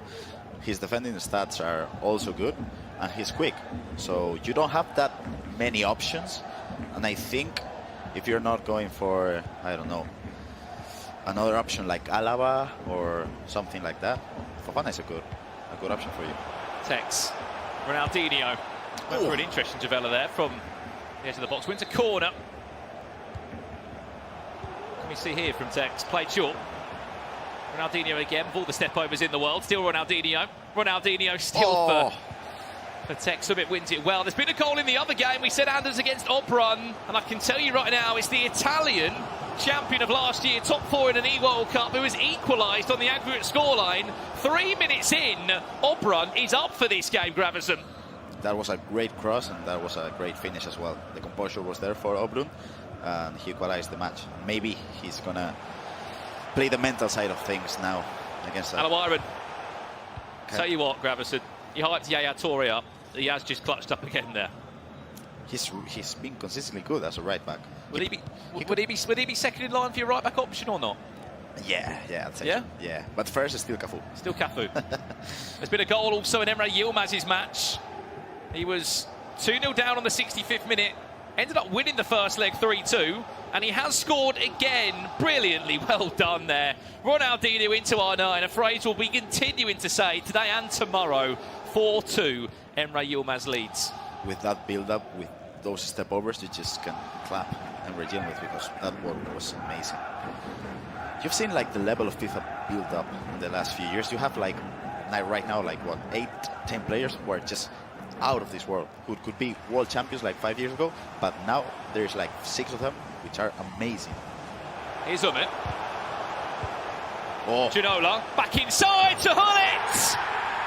2-2 on the aggregate scoreline. We'll keep you up to date with all the games as they go in. Keep an eye on the top right-hand corner of your screen for the latest results too. Who will be going into the qualification match and who will be going into the lower bracket? There's an update, as we said. Has there been a goal? Obrun. There is an update. It's live right now. 33 minutes in. And the player who had probably the most unbelievable FIFA season last year. He may have been a bit slow last week in Italy in the Serie A. He's picked up the pace here in London. He is up for it. Leads by 3 goals to 2 against Anders Vergang. And the Italian vision was there, like Pirlo in his better days. Like, who saw that pass? Only Obrum, because for sure I didn't see it. Like, wow, what a pass. Just looking across to him as well, Gravison. So composed is Obrum. He's young still. He's like, what, 20? Something like that? Which is crazy.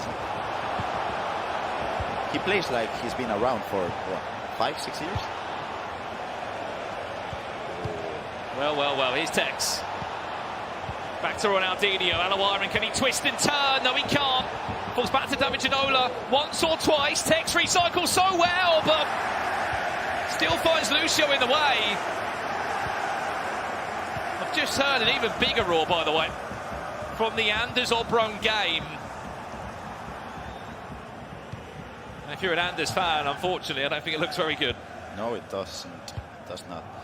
Obron doesn't look like a person who screams that much when he scores goals. Well, this is what you missed.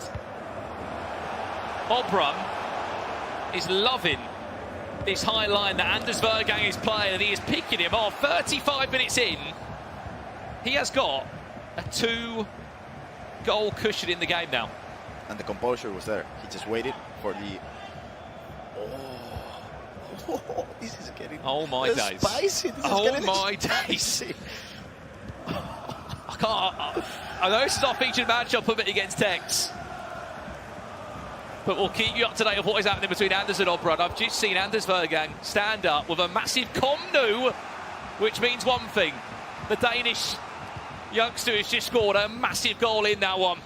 And here was the goal. We won't have the reaction for you, but we'll have the goal. Especially when Anders feels like his back's against the wall right now, Gravison. Let's have a look at this one. Captavia, back to R9. Edgy little reversal has to go. Timed it green. Anders Vergang back on it. Here's R9, building nicely for Tekkz. Can't pull his way round his man. So many good games here at the E-Champions League, but we're sticking with this one. 2 players that were in the top 4 of the E-Champions League last year in Stockholm. You were right when you previewed this game, Grav, in terms of, although, yes, we have seen 4 goals, it hasn't been a massive scorer. Yeah, maybe keep the possession. It was about who controlled the game, because they are obviously both an amazing attacking players, but they just want to keep the ball for a bit because they know how good their opponent is, both of them. So, yeah. I was just thinking, you cannot catch a breath with all that's happening around us. Moment. He can find one more. What position he'll be in? To be 4-1 in front. Alawarin. Nope. Tekkz again. Last man. Big tackle.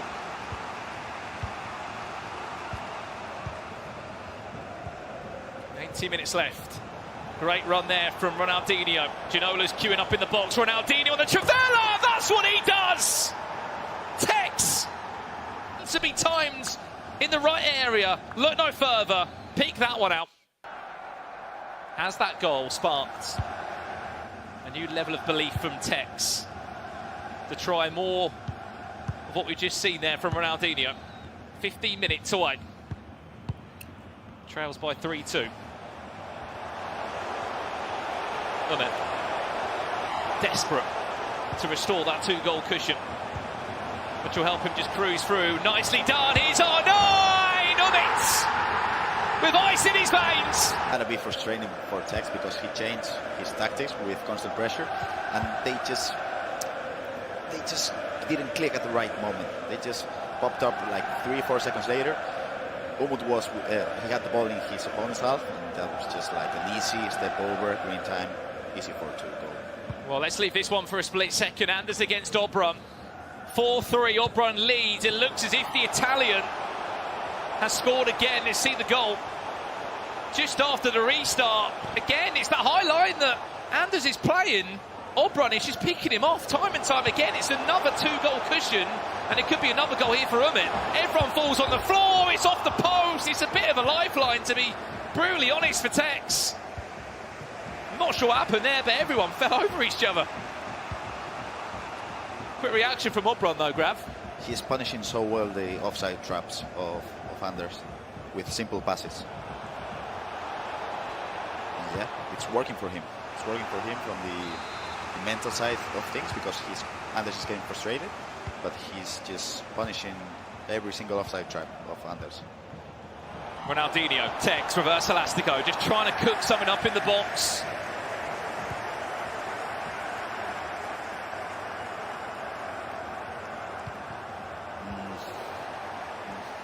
Looking across there, Emre Yilmaz still in the lead against Stingray.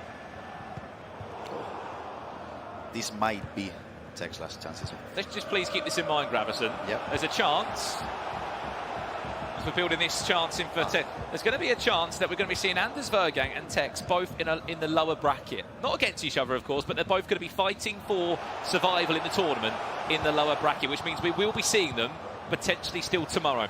Yeah, and we'll see them playing like 4 or 5 games of FIFA, which is Ginola. Tekkz desperate for some way back. There's just not enough time, is there? Any time has been played. Hullet will score. No, he won't. Full time, Umit. 1 game away. Juanma did a great job analyzing Nicolas' games, sitting with him, working hard. So Nicolas was comfortable on his own, but he said, I want to try Juanma for a couple of tournaments to see how it turns. It turned out good, and now there you have him, sitting just beside him. And it's a tough one being a coach, Nicolas, because what can you tell a player that is just so good at the game? Nicolas kicking from left to right in the first leg here in that white strip, and from right to left in the team Hullet kit. Emre Yilmaz, another surprise package that Team Hullet have been able to create. They're just a talent factory, are the Dutch Esports organisation. We've been talking about this in FIFA, what, 21, about Team Hullet. They just keep even online, even in the online era, Grav, when Levy was coming through, winning tournaments. Oli Lito had a spell there as well with the guys at Team Hullet. Still does get involved from time to time in boot camps. Here's a chance, a power shot! Ooh. Expect that from Nicolas a lot. Did not expect that. And this is a great, I mean, wait and see. Well then. And this is all Juanma. Nicolas is normally a genius from these moments. What have you got this time, Nicolas? Cleared out well by Ginola. Still possession for Nicolas. You remember last year at the E-Champions League, such a big part of FIFA last year was about set pieces. That is what games were decided on last year. And if you remember rightly, there was just so many creations that Nicolas had. Here's a chance for him. Back to R9. It's headers and volleys in the box. Just about keeps it up, does the icon. Speaking of icons, there's Hullet. Back to Yaya Toure. Firmino of all players. Ginola, a couple of skill moves. Pulls out a great save from Van der Sar. Corner this time played really quickly towards that front post area. Ginola did get it time green. Just didn't get the connection. And I'm going to comment on that, because that made a huge difference last year. You remember Nicolas was kind of out of the final in a way. He was just going to lose against Matias Bonanno because he didn't know what to do, and then he scored 2 set pieces in a flick of a second, and he won the ECL. So yeah, definitely a huge part of Nicolas' game style and gameplay. Even if he's in a game, Grav, where he seems like he's in a 0-0 scenario, he'll just pull out something from a corner. Emre Yilmaz, though, what can he pull out from here? Ronaldinho, brilliant feed. Oh, wow, Emre Yilmaz! I said he could pull something special out of the bag. Look no further than that. His first attack in the game, and he leads Nicolas by 1-0. That was a great L1 speed boost. The Croqueta was there as well. And then I think Nicolas kind of did a bad player switch, and then he panicked with the second man press. There was something in there that was red as well, time red. Maybe a slight bit of fortune. Maybe. Well, let's go across to the other game that's currently underway. There's only 2 matches that are playing right now. Antonio Radega against Umit. Umit did take the lead, we hear, 3.5 minutes in. Hullet scoring that goal. And then 7 minutes later, it's a running race, you can see. R9 just driving forward as Antonio found the one more pass, actually. Very clever. Found Ginola. 1-1 there, 11 minutes in. And we were talking about the L1 speed boost on members' behalf. Antonio's one was mechanically perfect, on point. And yeah, we had 1-1 in this match, in that match, 1-0 in this match. Oh man,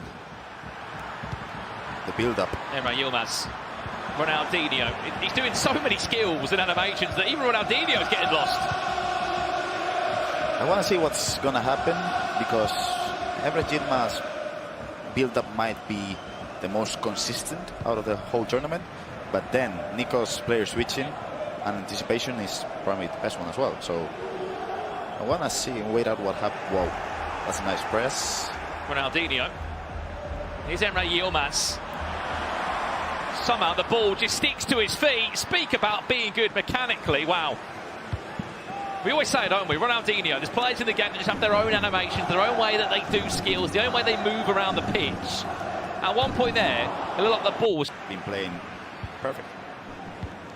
Well, we didn't see a Dutch player in the final 8 last year in the E-Champions League, so it's another little storyline there building for Emre Yilmaz. Had a great run last year in the FIFA E-World Cup. That was when we really saw him step up. He was in London last year at the playoffs where he qualified for the World Cup and then just continued to dominate in that tournament in Copenhagen. That form has continued over to this year. Valverde is his right back of choice. Ginola, oh wow, this is super FIFA! Keeper makes one save, can he make a second? No, he can't! Because Emre Yilmaz is just too quick to score. You remember round 3, we talked about it's not only the rebound, but how do you react to that rebound? First pass. Just simplify, simplify, simplify. AK, an extra one more pass. But the first run, we've got to talk about the first run, Hame. So clever, so creative. What do we say? Emre Yilmaz was going to take this game to Nicolas, and by God, he's done that. Yeah, definitely. And he's not afraid of Nico. He triggered a couple of runs. He's just getting the ball back. I mean, perfect FIFA on his behalf right now. He's not done yet. He wants a third. He might get one. Capdevia. Emre Yilmaz on the hunt. What's key now is Nicolas does not concede again. Just been speaking about how good defensively he is. One thing you know about Nicolas, you never write this man off. Especially in DCL. Oh, Bobby Firmino. One to forget about that.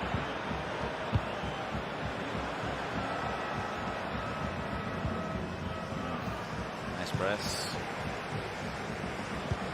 And we would definitely want Nico to keep the possession a bit more because he's attacking too quick at the moment.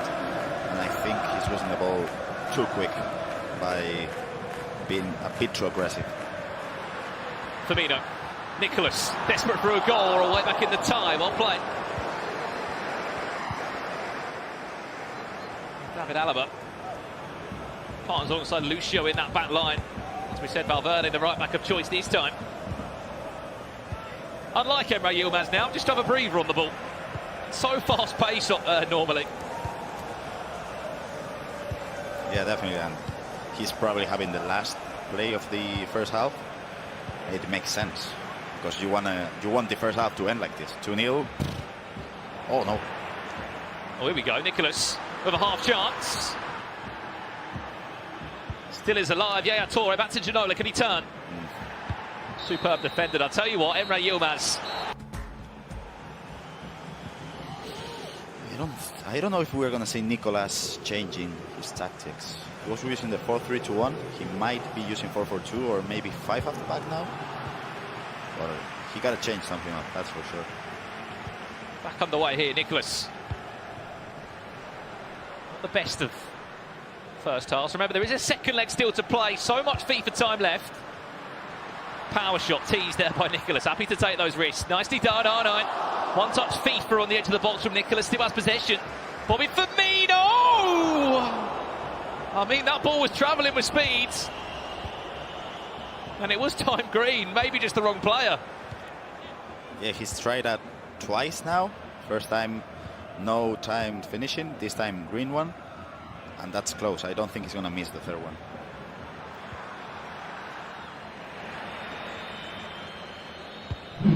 Emre Yilmaz, his first chance to attack this second half. When he gets on the ball with this man, just watch. Yep, magic is going to happen. As he wins a corner. Ginola, pull it. Alawiran, speaking of skill, speaking of flair, 4 white shirts around him, still finds a bit of space to work and manoeuvre him. Emre Yilmaz, what are you cooking up this time, my friend? Yaya Touré's even getting involved. Punch into the feet. Alawiran back inside to Ronaldinho offside. I think what's so impressive in the attacks there, Gramson, he could just speed up when he wants. From 0 to 100 miles an hour in one pass. Yeah, definitely. It's like chill, building out the play, and when he reaches that place of the pitch, he just quick passes, 100%. Yeah. Well, that's his chance, comes forward from Nicolas. There has been a goal in the other game. We'll update you as soon as we can. Player lock not used there. There has been a goal. It looks like he's gone the way of the current FIFA World Champion, looking to make it back-to-back E-Champions League finals. Here's the goal again, Capdevilla. Can't get back inside. Forget R9. Hullet made the dart and run into the box. And Umit trying to just stamp some authority on that game. That was unlucky because Antonio kind of defended it, but his player didn't intercept the ball. R9. Pushed off the ball by Lucio, as you were saying, Gravison, sorry. Yeah, no. Antonio tried to intercept the ball. He couldn't do it, but I think he defended well, the player. So unlucky on his behalf. It didn't look like the ball should have went to Hullet there, did it? On the replay of that goal from him. He's not going to complain. Nicolas can get a goal back here. Certainly set up the last 25 minutes. A perfect way. Ember's defense has been really good. He has been, and again, I'll be honest, I thought it would have been a bit leaky. It hasn't been. This could be... This could be even worse. Player lock. Back post is there. So is Park Ji-sung. As a right back. Who looks to be, yeah, the foot hero of choice for Nicolas as a right back. So many different options. Yeah. Keep an eye on these ongoing runners. Ronaldinho, R9. Keep an eye on them on the edge of the box. There's Ronaldinho. There's Emre Yilmaz. Good defending. The second man press was there. But... oh, man. That's German crosses. So in short, you're basically trying to utilise the pace of a midfielder that centre-back just won't have. Yeah. Yeah. Exactly. Thank you. Very clever. No surprise that someone like Nicolas has picked that one up. It's Di Natale, of all heroes, that's come on the pitch. Oh, stamina bar's dropping from Ronaldinho, but the skills aren't. Di Natale with the ball at his feet somehow. Still Di Natale, back inside into R9. Great goalkeeper movement from Nicolas. What can we see here? Still, look at the close control dribbling. I really like what Emre is doing, because if he passed the ball, Nicolas is always cutting the lane passes, but if you kind of... oh, that's a massive win. It's going to be 3-0. Well recovered. Whoa. Emre is playing like... he's not afraid of Nico. That's what you got to do. If you're playing against Nico, Tekkz, one of these kind of long-standing good players, just got to go forward like he's doing. Just tackling, pressing.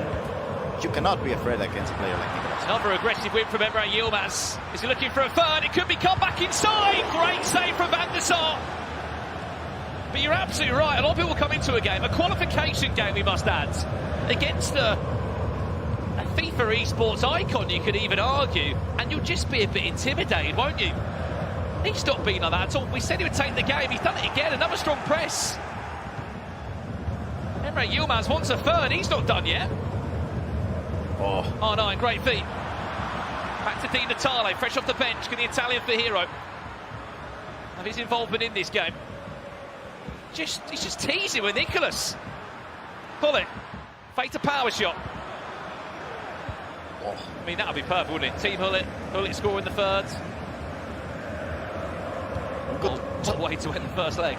We could talk about many things that Emre is doing right, but I think the pressing side of things is the best one. Pressing has been insane. Nicolas hasn't even shot us in the shot. He's not let Nicolas play. He just has not allowed Nicolas to even score a goal. It just looks like he's in the zone. So composed as well, Emre Yilmaz. We had a little interview at the start of the show with Turkish Airlines. It just seems like he's loving his FIFA at the moment. Still unbeaten in this tour, we must add. The only player unbeaten in the E-Champions League, so what I mean by that, went 5-0 in the group stages back in February and still remains unbeaten here. There is still a second leg to come in this one. But Emre Yilmaz in the driving seat with a 2-goal lead. What can we say? We could just clap at the moment because against the likes of Tekkz, of Nico, of Humut, you don't know if he's going to be able to maintain that level. And in the first 90 minutes, he has. Well then, 90 minutes away from a ticket to Istanbul. His first ever E-Champions League Grand Final. It was his debut season last year in FIFA Esports, believe it or not, for Emre Yilmaz. Since then, a lot has changed. He'll be kicking from left to right in that Team Hullet strip. Nicolas, once again from right to left in the white. 2 goals down. Is he going to be 3-0 down? Here's Ginola. Great feed, back to Ronaldinho. Can't budge his way past Wesley Fofana that time. I would say, oh. Again, he's just so precise in the tackles. Emre Yilmaz. Hullet tries his best to push that pass, and it gets a pause cued, not from Nicolas, from Emre Yilmaz. 8 minutes in. I would say Nicolas has changed against to the 4 defense at the back. Let's see if it works out for him. Oh, the defense, man. Here, he's had a pause to think about this too. Corner goes in, Hullet is there. There was nothing fancy about that one. Just a time green header that just did not connect. Nicolas on the hunt for a way back into the tie. That's a nice, well-worked chance. There's the byline, there's R9. Back to Torre. Doesn't use a power shot, but thought about it for a split second. Wanted a free kick, will get the free kick. Does he want to play it quickly? I'm going to say power shot. He does, he plays it quickly. Firmino. Emre Yilmaz waiting patiently. Is there a gap that will appear for Nicolas to exploit? Roberto Firmino. Nicolas, one of the only players to actually start the Brazilian. And again, Emre Yilmaz just does enough. And as every minute ticks by, he'll be thinking, I'm one step closer to Istanbul with another goal. He certainly will be. Alawairan makes it 3-0 to Emre Yilmaz. He's just punishing him every time. And he's finding an answer to Nicolas' second man press, which many people don't. The left stick dribbling. You said it like before, in the 80 minutes something. Left stick dribbling of Emre Yilmaz has been insane. And this in this situation, like in a couple of times, the left stick dribbling was out of this world. Well, if he scores again, whoever's working in Turkish Airlines might as well start the booking process. Because he looks as if he's going to be taking the first seat on the plane. How crazy is that? 3-0 with his first real attack of the game. And guess what? He wants 4. Capdevilla does get very fortunate there. Is there a cutback for goal number 4? Ronaldinho scoop turn. Should have been a pen, if we're being completely honest. But the animation just didn't work his way, and is that the small fortune that might come back to save Nicolas? I'm sorry, but that was a scoop turn there from Ronaldinho. Should we call VRA, maybe? Definitely. But It's not made its way to FIFA Esports VAR yet, but who knows? Let's check in with the other game quickly. That is still 0-0 in that one. Umit leading 4 goals to 2. Remember, that's also a qualification game. As it stands, Umit and Emre Yilmaz taking the first 2 tickets to the E-Champions League finals. There's only 8 tickets available, keep that in mind. I really like in this phase of the tournament how the players from the west side of Europe match up against the players from the east side of Europe. They kind of clash and collide. It makes it interesting. It's the first time we've seen these 2 match, haven't we, really?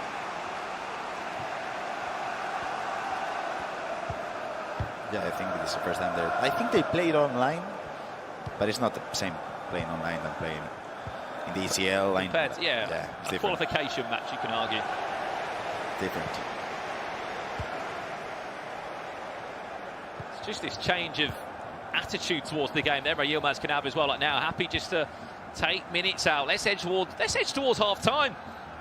Yeah, and Still yet to concede a goal. which is crazy.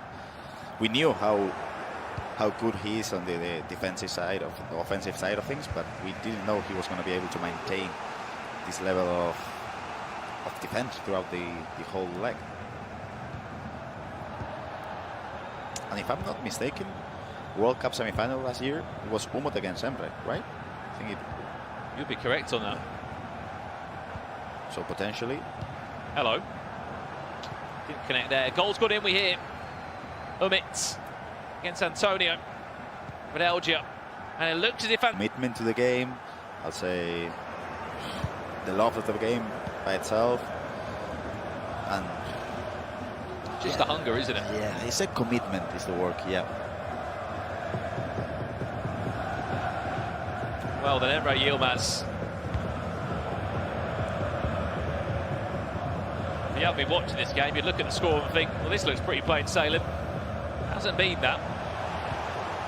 Emre Yilmaz has taken this game to Nicolas. And look at the press. He's looking for goal number 4. Will he get it back to R9? It's beautiful FIFA! And he was so close to a 4th. If that was time green. GG. Potentially could have been GG. Another goal has gone in. Umit against Antonio. Oh, if you're an Umit fan, close your eyes because Antonio Videlgia has just scored again. Clever FIFA this time. Ronaldinho working for the goal and working Van der Sar around the box. Game on over there, by the way. 4-4. We will capture both winning moments. Here's Nicolas. Bobby Firmino will get a second time at it, but Lucio will also. Half-time. I can't believe my eyes. I'm hearing roars over to the side of me. Umit against Antonio. There's been a goal in it. Remember, it's 4-4 last time we heard from it. 45 minutes away, Emre Yilmaz. From an E-Champions League final. Stopping the defending E-Champions League winner from getting there via the upper bracket is Park-Ji-sung. Nicolas looking for a way back in the tie. I'm not sure what happened there. Well, we heard a roar, Gravison. This is why we heard a roar. On the stroke of half-time, it wasn't Ronaldinho again, was it? R9. Brilliant feat. I don't know how he's kept the ball there. Back to Ronaldinho, who has scored a hat-trick in 45 minutes. Umit, he might be going down to the lower bracket as well. No one is safe. Emre is safe with the way he's playing. Nicolas, can he find a goal? A way back in the tie. There's just always a player in the way. I think he's playing better with the 4-4-2 at the moment. But it leaves a gap in the defense. So you could see Emre scoring a goal. Pull it. Massive switch of play. Finds Valverde. Emre Yilmaz scores again. Game, set, and match. Falls Kylie back to Hullet. No, it doesn't. The 4-4-2 will now allow Nicolas to just have two options up there in terms of R9 and Ginola, but now just to interchange a couple of times.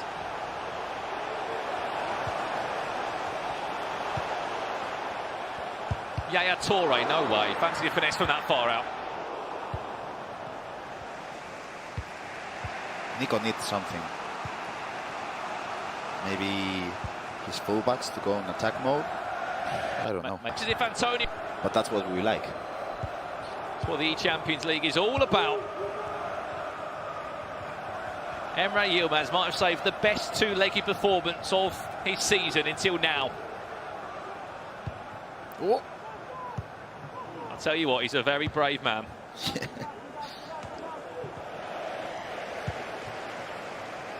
Time to go, Nicolas. Plan A, Plan B's not worked. Plan C and D were working down the list.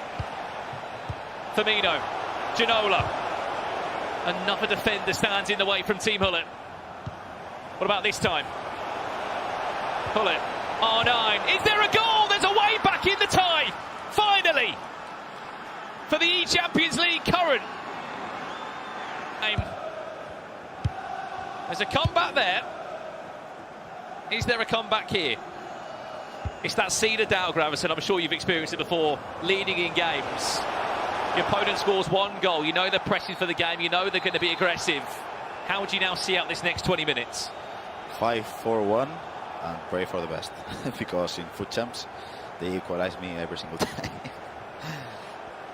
Well, Emre Yilmaz will be doing just that. Nicolas on the hunt. We're going to keep both games open for the time being. You can just see the timings of them. It looks as it stands like Umit against Antonio Redelja is going to finish before this one. If there is a full-time result, obviously we may be going to extra time in that game.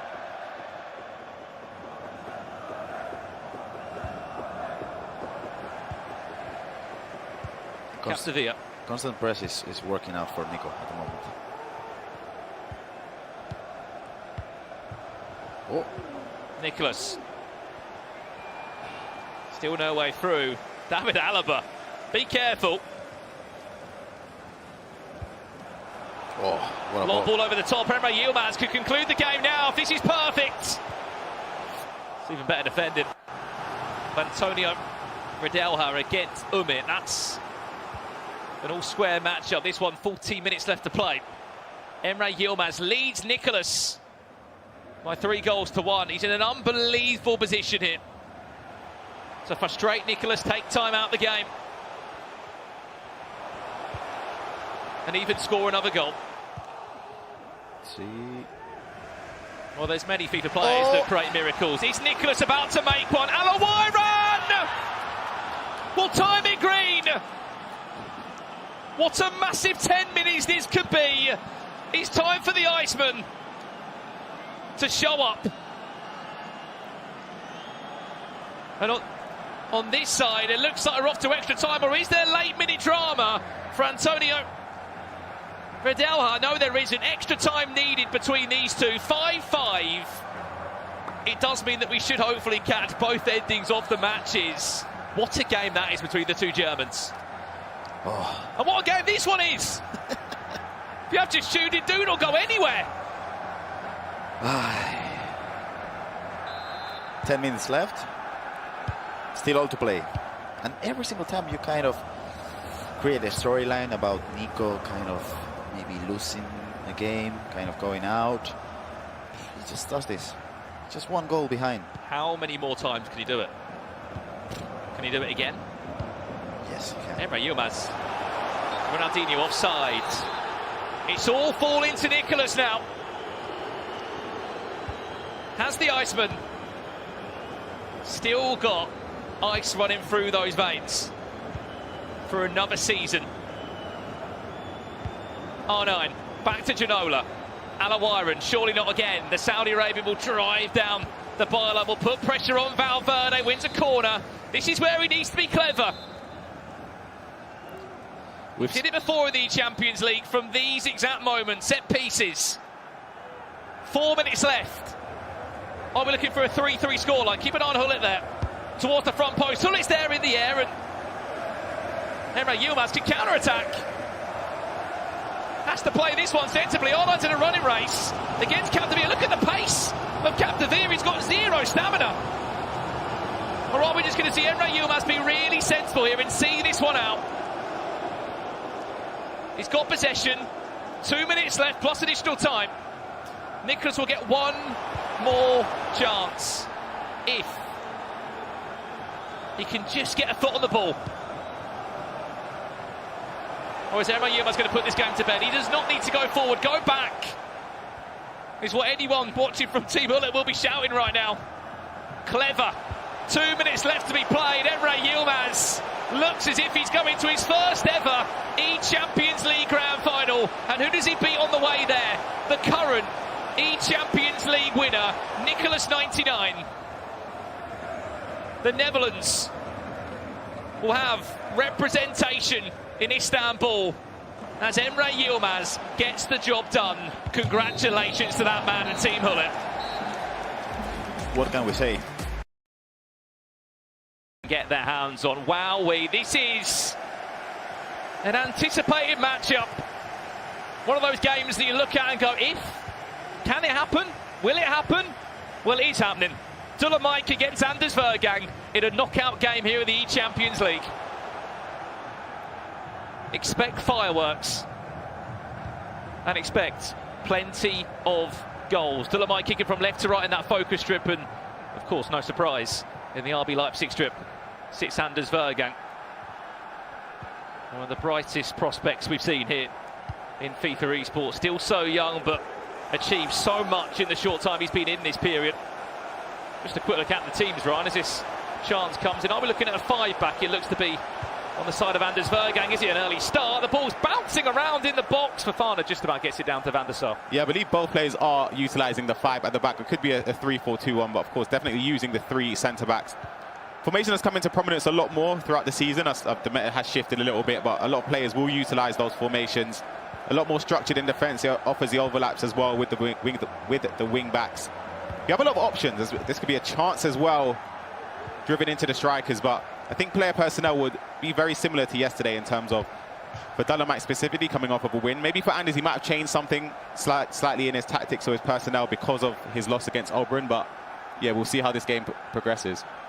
Well, I know he's not a massive fan of having a coach behind Anders Vergang, but I did see RB Leipzig Daniel on the laptop earlier today, just breaking through the gameplay of Dolomite, trying to break down and find a weakness that they can try and exploit across the 2 legs. Here comes Anders Vergang now. Valverde is his right back of choice. If you want to see an attacking display, you are in the right place here. Day 2 of the Champions League knockout stages. Dolomite with Alawiron. Yesterday it was Peter Crouch who was his hero to keep him in the tournament. I know you were pretty sure that the referee played on the added time yesterday. Yeah, I was certain that was going to be the full-time whistle as the pass was played into the half, but a slight rub of the green. It made up for the mishap that he made to concede that goal very late on in that game against Mersal. So he's redeemed himself as we look to see the triggered run there with the centre-back, but the run was stopped early on. Fofana. David Ginola. Looks like he's squeezing some sort of right back at the moment. Fofana finds Yaya Toure. Is there a chance? A brilliant save from Van der Sar. Those are the runs you have to watch out for, manually defending and tracking the runs there. The triggered run into the box. This could be a goal as well. Towards the back post. Great save, Van der Sar. And Marquez, of all people, will find the breakthrough. There's Dolomite. Marquez doesn't always get the shout, Ryan, but for Dolomite, he's doing more than that. He's scoring goals. First goal, 20 minutes in. Of course, this is not the only game that's underway here. There is more elimination FIFA. Levi Finn was one of the standout players last year in the virtual Bundesliga, playing the current East Serie A champion, and he is 1-0 down in that game. Danny Pitbull leading by a goal to nil. Keep in mind as well, Nick Sneb against Rafsu. There's another game. And Kurta Dilo against Van Basten. Those are the 4 matches that are currently underway here in the lower bracket round 2. Massive switch of play. This could be a second for Dolomite. Alawiron, 1-on-1. It's a cheeky chip! And it's a perfect chip! As Dolomite leads by 2-0. A quickly equaliser in that game. There has been another goal in that game as well. We're here in Nick Sneb. Rafsu will give it to you when we can. All the games in the first leg. Here's Anders Vergang now, looking to get back in the tie. Back to R9, just like that. He's back in the tie within a blink. He makes it look so easy there, just with the step overs, just stopping. We said there's been goals in this one. We looked away for a minute. Nick Sneb did equalise in the game.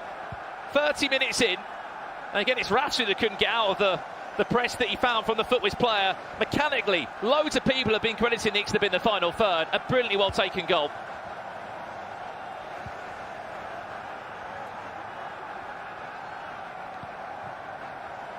Goals galore, Ryan. Looking across the board as well, half-time between Levi Finn and Danny Pitbull.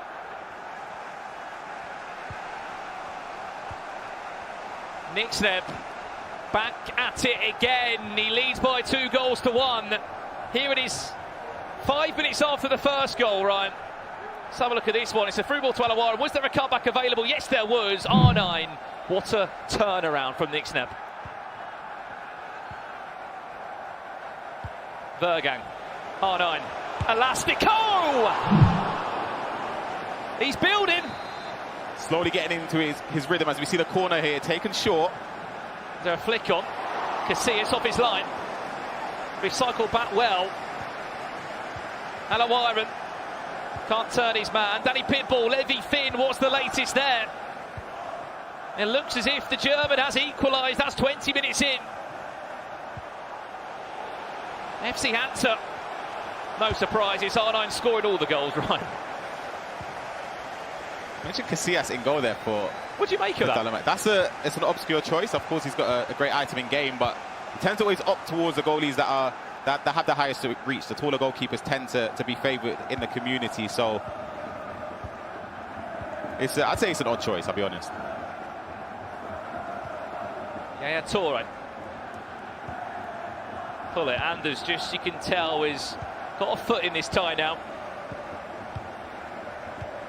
Did speak to Dolomite earlier today, so they have played 3 times, not in any official tournament, so to speak, just online cups, online cash cups they played in, and Dulham beat him once. Anders beat Dulham on 2 of those occasions. It's a ridiculous long ball over the top again. Back to Alawiran. I mean, it's not the most beautiful FIFA in the world, but sometimes you've got to play ugly. It's to exploit on the pitch is that right back area with Alawiran. So very solid defensively from Dolomite. He hasn't given too many opportunities. And again, when you're nullifying somebody like Anders, you know that in and around the area, he likes to reverse Elastico, the L1 stop, the step overs.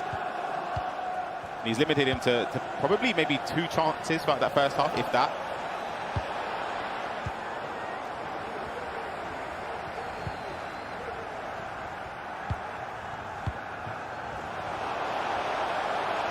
Back on the way for the second half. Dolomite driving with Ronaldinho, winning a corner. That's a very mistake. Anders claps. Couple of step overs. No doubt one of the biggest parts of Anders Vergang's game in terms of his skill move list that he'll pull out. Keep an eye on those step overs, they are always unpredictable. Just like David Ginola being a right wing back, Ryan. Genuinely, I know it sounds crazy. He honestly, that might be his position. Yeah, genuinely, he's so good in right wing back in game. I think he probably favoured there or in a right centre mid in a 4-3-2-1. Those positions for me are his most favoured. Well, we've seen a full list of right backs used this weekend. I would have not put David Ginola on that list. But Dolomite, he uses Peter Crouch, he uses who he wants. Just offside, Ronaldinho.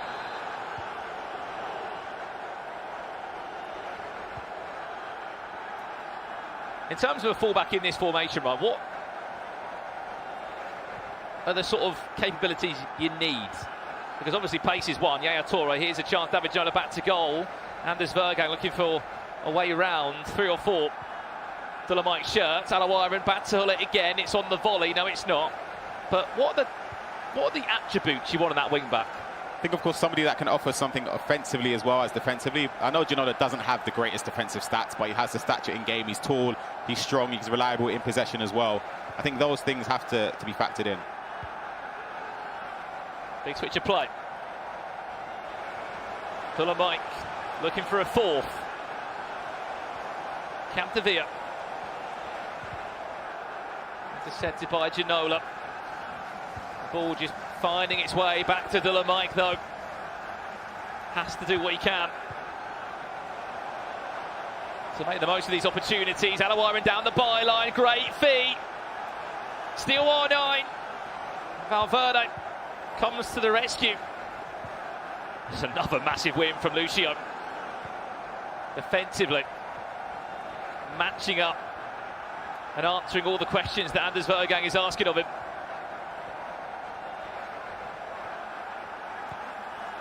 Is there a flick on? No, there isn't. Fafana wins that battle well.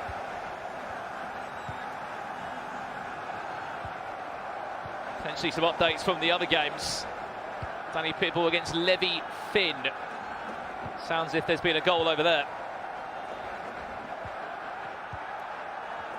Give it to you when we can. Them actually making some mistakes because you forced the initiative onto them. I think this is just offside. What is this? As we just see a German cross tease there by Hullet.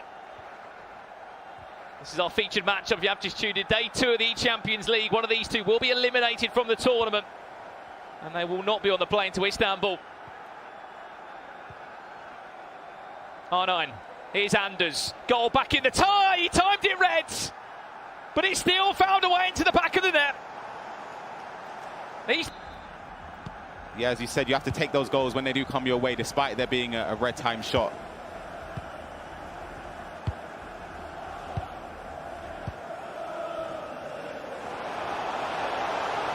Alawiron. Dolomic looking for another goal again. That's the play out from the back.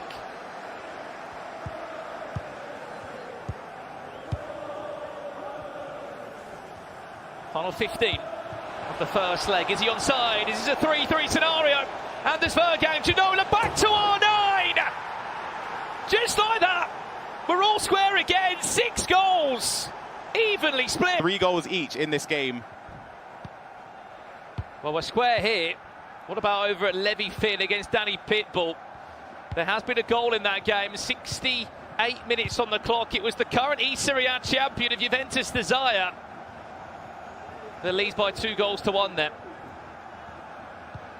Still a second leg to be played. And all that hard work that Dolomic has done, Ryan, has been unpicked. We said that he's going to create chances, and next thing you know, he scores 2 goals in quick succession as Anders Vergang.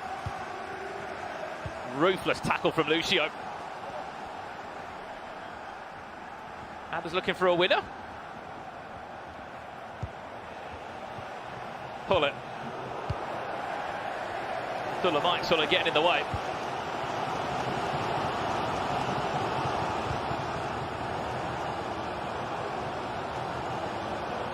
It would certainly make this second leg a smash and grab. It was to be all square at the end of the first leg.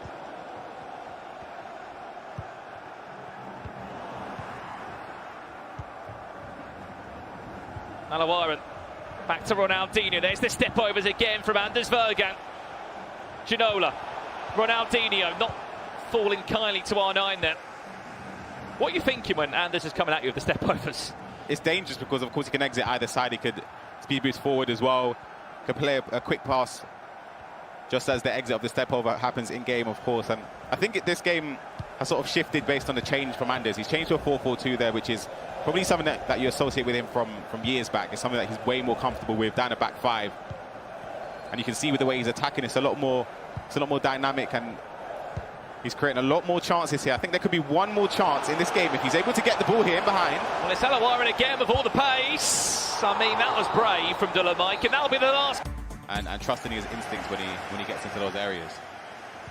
Well then, second leg underway. Anders Vergang against Dolomic. Only one of these two will remain in the lower bracket. Ginola, back to Anders. Is it going to be a perfect start? It will! And there's the little celebrations. They're coming out now. The shush has come out. What a start. 4 minutes in. You know what that means. Anders leads 4-3 on aggregate. You heard Dolomic before the game started. Look, this is a big game as well. 2 German clubs, 2 German esports organisations going head to head. Elimination game of FIFA. This is where the game can change nicely. I think Anders is just going to probably look to try and slow this game down slowly but surely. It's early days. Keep in mind, as we said, 3 other games currently underway. No goals to report as of yet.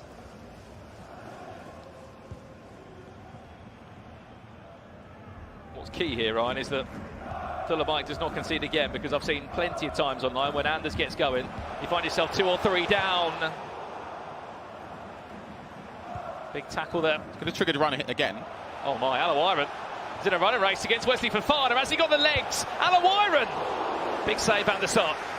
Those are the chances I'm talking about. Just that, if he just done something different there, it's easy to say, but he's taken to a corner very quickly there. Didn't result in a goal-scoring opportunity, but there's going to be a lot more chances created just from those triggered runs specifically anyway. A hard angle, though, to score from. Of course, Very yeah. difficult. I thought he was going to go for the chip. I felt Anders maybe committed the goalkeeper a little bit too far. I thought we were going to see a remake of, I believe it was the second goal from Dolomic in that first leg. Anders cooking up something special potentially here.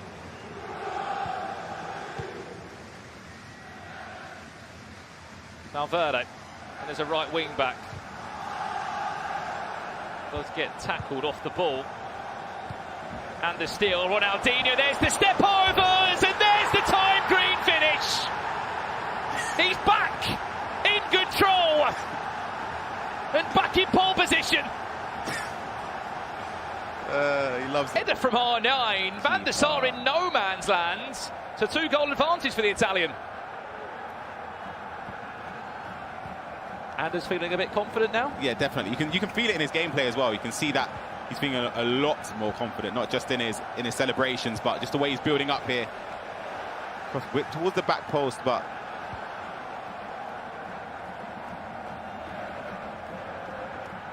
are we about to see it onslaught from Anders in terms of attacking FIFA? Long ball over the top. Is it well read? Just about. Lucio gets something on it.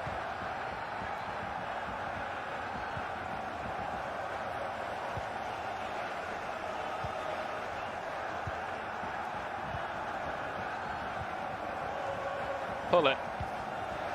Back to Alaira, and there's the step overs again. This time Wesley Fofana just does enough. Or not! Oh no, this could be curtains! 1, 2, 3! he's got every other celebration in his locker. I think we've seen a different one each time. I wasn't sure if I was more harder and higher to climb. Absolutely, and it was a costly error there from Dolomic. As we said, Anders is a green machine in front of goal. He always seems to green time it when he needs to. And that's the difficult part, Ryan, isn't it? Because if you concede one mistake, you either open up for a miracle of goalkeeper movement, because he's just so clinical in those areas.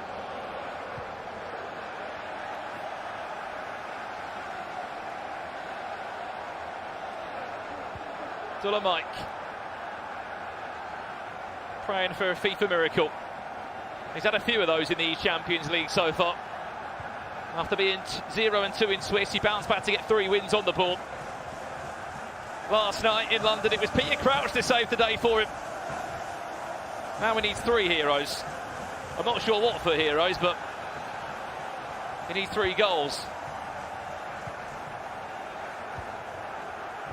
Against a player who's beaming with confidence now.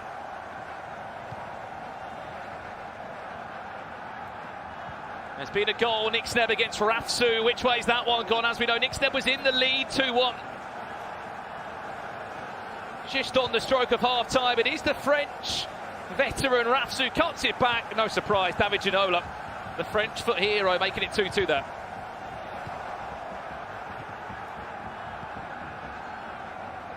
As we said, our other matchup, Curta Dilo against Van Basten. At the halfway point in that one, we saw Curta Dilo was leading. Those are the only 4 games that are currently underway. There's a flick on. R9 did time it green. So did Yaya Toro.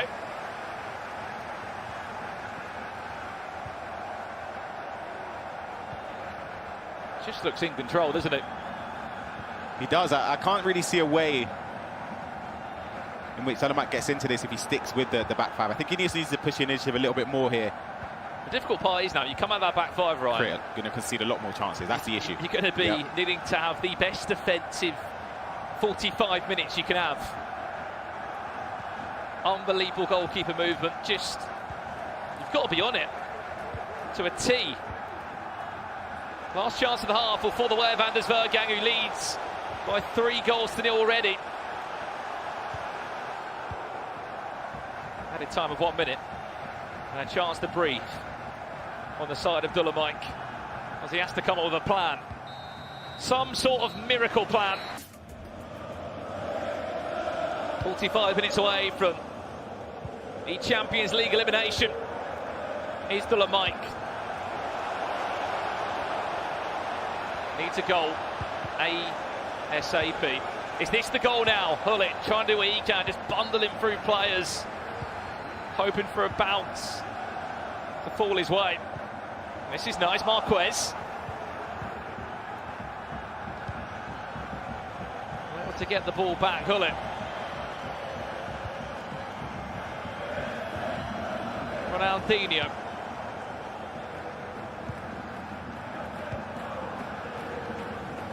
Keep an eye on that run of R9, last man.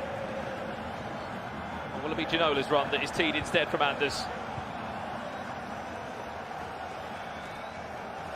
Yaya Toure, back to Ronaldinho, it's R9, there's a reverse elastico, which didn't fall kindly. Goal in the Rafsu Niksneb game, which way's it gone? If you're a Footwiz fan, look away. Because Rafsu has taken the lead, it's a long ball over the top.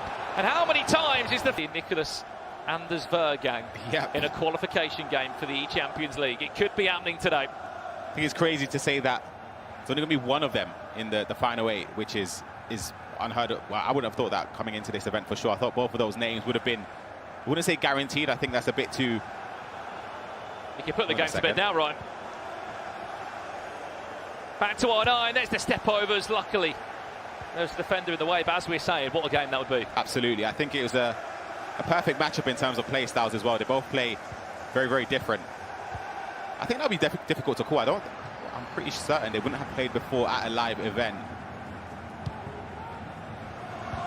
It would be a ridiculous game.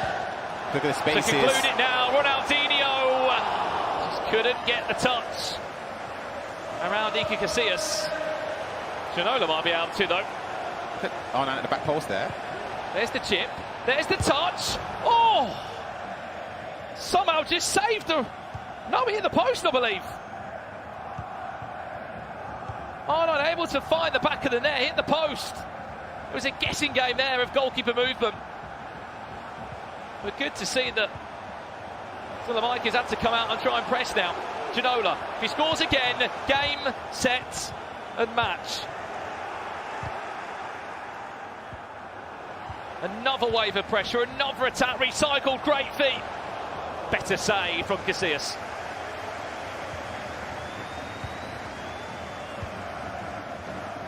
Just looks up for it, doesn't he? Anders Vergang now. Oh, I thought that pass was there, but take a look at the last moments in this game. This is live. Danny Pitbull up 3-1 against Levi Finn. Yeah, that's live. Are we about to get a full-time result in that game? We are. The E-Serie A champion will stay in the E-Champions League as he hopes to make it another Italian player there. Levi Finn, the German, out the tournament. Let's jump back to Vergang, Mike. That's one game concluded. And that's another player leaving the tournament. Commiserations to Levi Finn. This has to go. Unable to do so once and twice. Still does keep possession, though. Triggered run as well into the boxes. Is there a flick on? Not that occasion. Yeah, this is it. Here we go. To conclude the game, to knock out Dolomite from the E-Champions League. Is he going to pass it across goal? Yes, he is! Anders Vergang will remain in the tournament.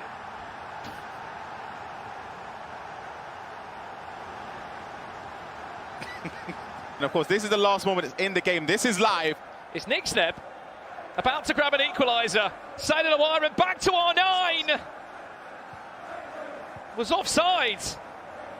By the looks of it there, that's in added time, that game. It looks like Rafsu is going to be knocking out Footwiz's Niksneb. Not sure if there's going to be much more time in that game. Added time of 2 minutes or so on the corner of the screen. For this game, though, the first leg delivered an end-to-end matchup, and then Anders Vergang just found his feet. Alongside that, he found a number of celebrations that he's entertained us with. And whoever stands in his way now, you should be terrified. Right, this is the last kick of the game in this matchup, by the way. Corner, is it a corner? No. It is job done there. Rafsu will knock out Niksneb. And let's just have a quick look down to the lower bracket. Oh, wow, these games get better and better. Danny Pitbull will take on Anders Vergang in another elimination game. Winner of that plays Nicolas. Wow. For an E-Champions League grand final spot. Unbelievable matchups in the E-Champions League. You do not want to miss this. We've still got 4 more places to find in this year's final. That game there, wow. Danny Pitbull, Bergang. Whoever wins that plays Nicolas, even better. Dolomite, fair play, still trying to get himself back in the game. There's just simply not enough time. Commiserations to Focus Clan and to Dolomite. He has entertained us in this E-Champions League through late-minute goals yesterday to last-minute winners in the Swiss rounds. If he scores now, it'll be nothing more than a consolation. Sort of sums up the game there from Dallin. It's a great build-up there, just to get in behind, but again, it's just not green-timed across goal. And of course, that is going to be the end of the run from Dallin, Mike. There we have it. We can confirm in the lower bracket, Dallin Mike will leave the tournament. Anders Vergang will remain in this year's E-Champions League.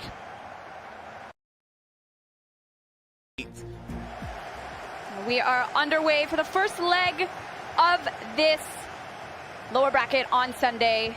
Like Ryan mentioned, the winner will have to win several more, but the loser, unfortunately, goes home.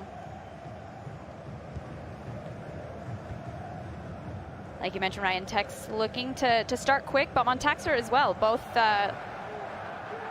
like we said, very good players, very proven players. Tekkz obviously being one of the most experienced in the FIFA competitive scene. Very well known, very confident despite his young age. Absolutely, just giving away possession there from Texas. Montaxer could progress up the field here. Pay attention to the run in the box. It's going to be a player look or anything. It's not, it's a ball roll in. Green time shot near post.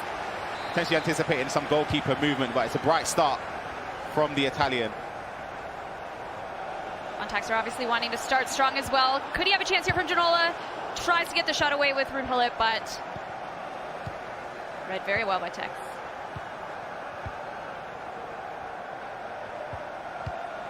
Montaxer didn't have an easy day yesterday as well. But both still alive through to Sunday. Did you expect to see Tekkz in this lower bracket? It's hard to say because, of course, you can't really guarantee who's going to win every single game, but of course anticipate Tekkz to be one of the players. Tekkz here, R9 through to Ronaldo, but woo! Easy. Just speaking briefly again on Montaxer, and of course the Italian scene, we spoke about it yesterday. It's come on leaps and bounds across the last couple of years. We've already seen 2 Italians secure their spot in top 4. Well, this match is 1-0. Taking a quick look at the match between Kamal and Marwan. Marwan going up 1-0 as well. Good here, just a step over, a little pass back, and again, similar to the first goal we saw in this Tekkz Montaxer game, just played across goal. Of course, as you mentioned, Marwan takes the lead against Kamal. This could be another goal here from Tekkz. Lots of space from R9. Can he get the shot away? Quick, easy, almost outside the box. 2-0 for Tekkz. Wow. Like I mentioned before, Danny Visser and Stingray matched up in the group stages. Sting winning 5-4. And then both having quite the rough first match yesterday. Obviously, Danny Visser playing against Anders. Sting playing against Emre. This attack here, just a little passes around the edge of the box here. Quick passing. It's good defending there from Montaxer. He needs to brush up a little bit, because this game could get away from him. But I'm sorry, there's been an update in the game we were just mentioning between Stingray and Danny Visser. Finding some space with Alawaira, and can he get the shot away? He does. Quick, easy, top right corner, and Sting takes the lead just like he did in the group stages. Tekkz still leading 2-0. I imagine he's very happy with the lead, with everything on the line for these 2 players. He's over the top ball there to Yaya Toure. Not looking to rush anything. Rudhulit in to Ginola. Can R9 get the shot away? Defended really well by Lucio and Montaxer.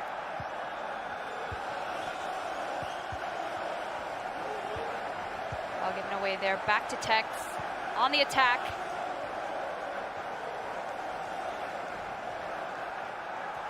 Maintains possession. being pressed very hard by Montaxer. The ball goes out.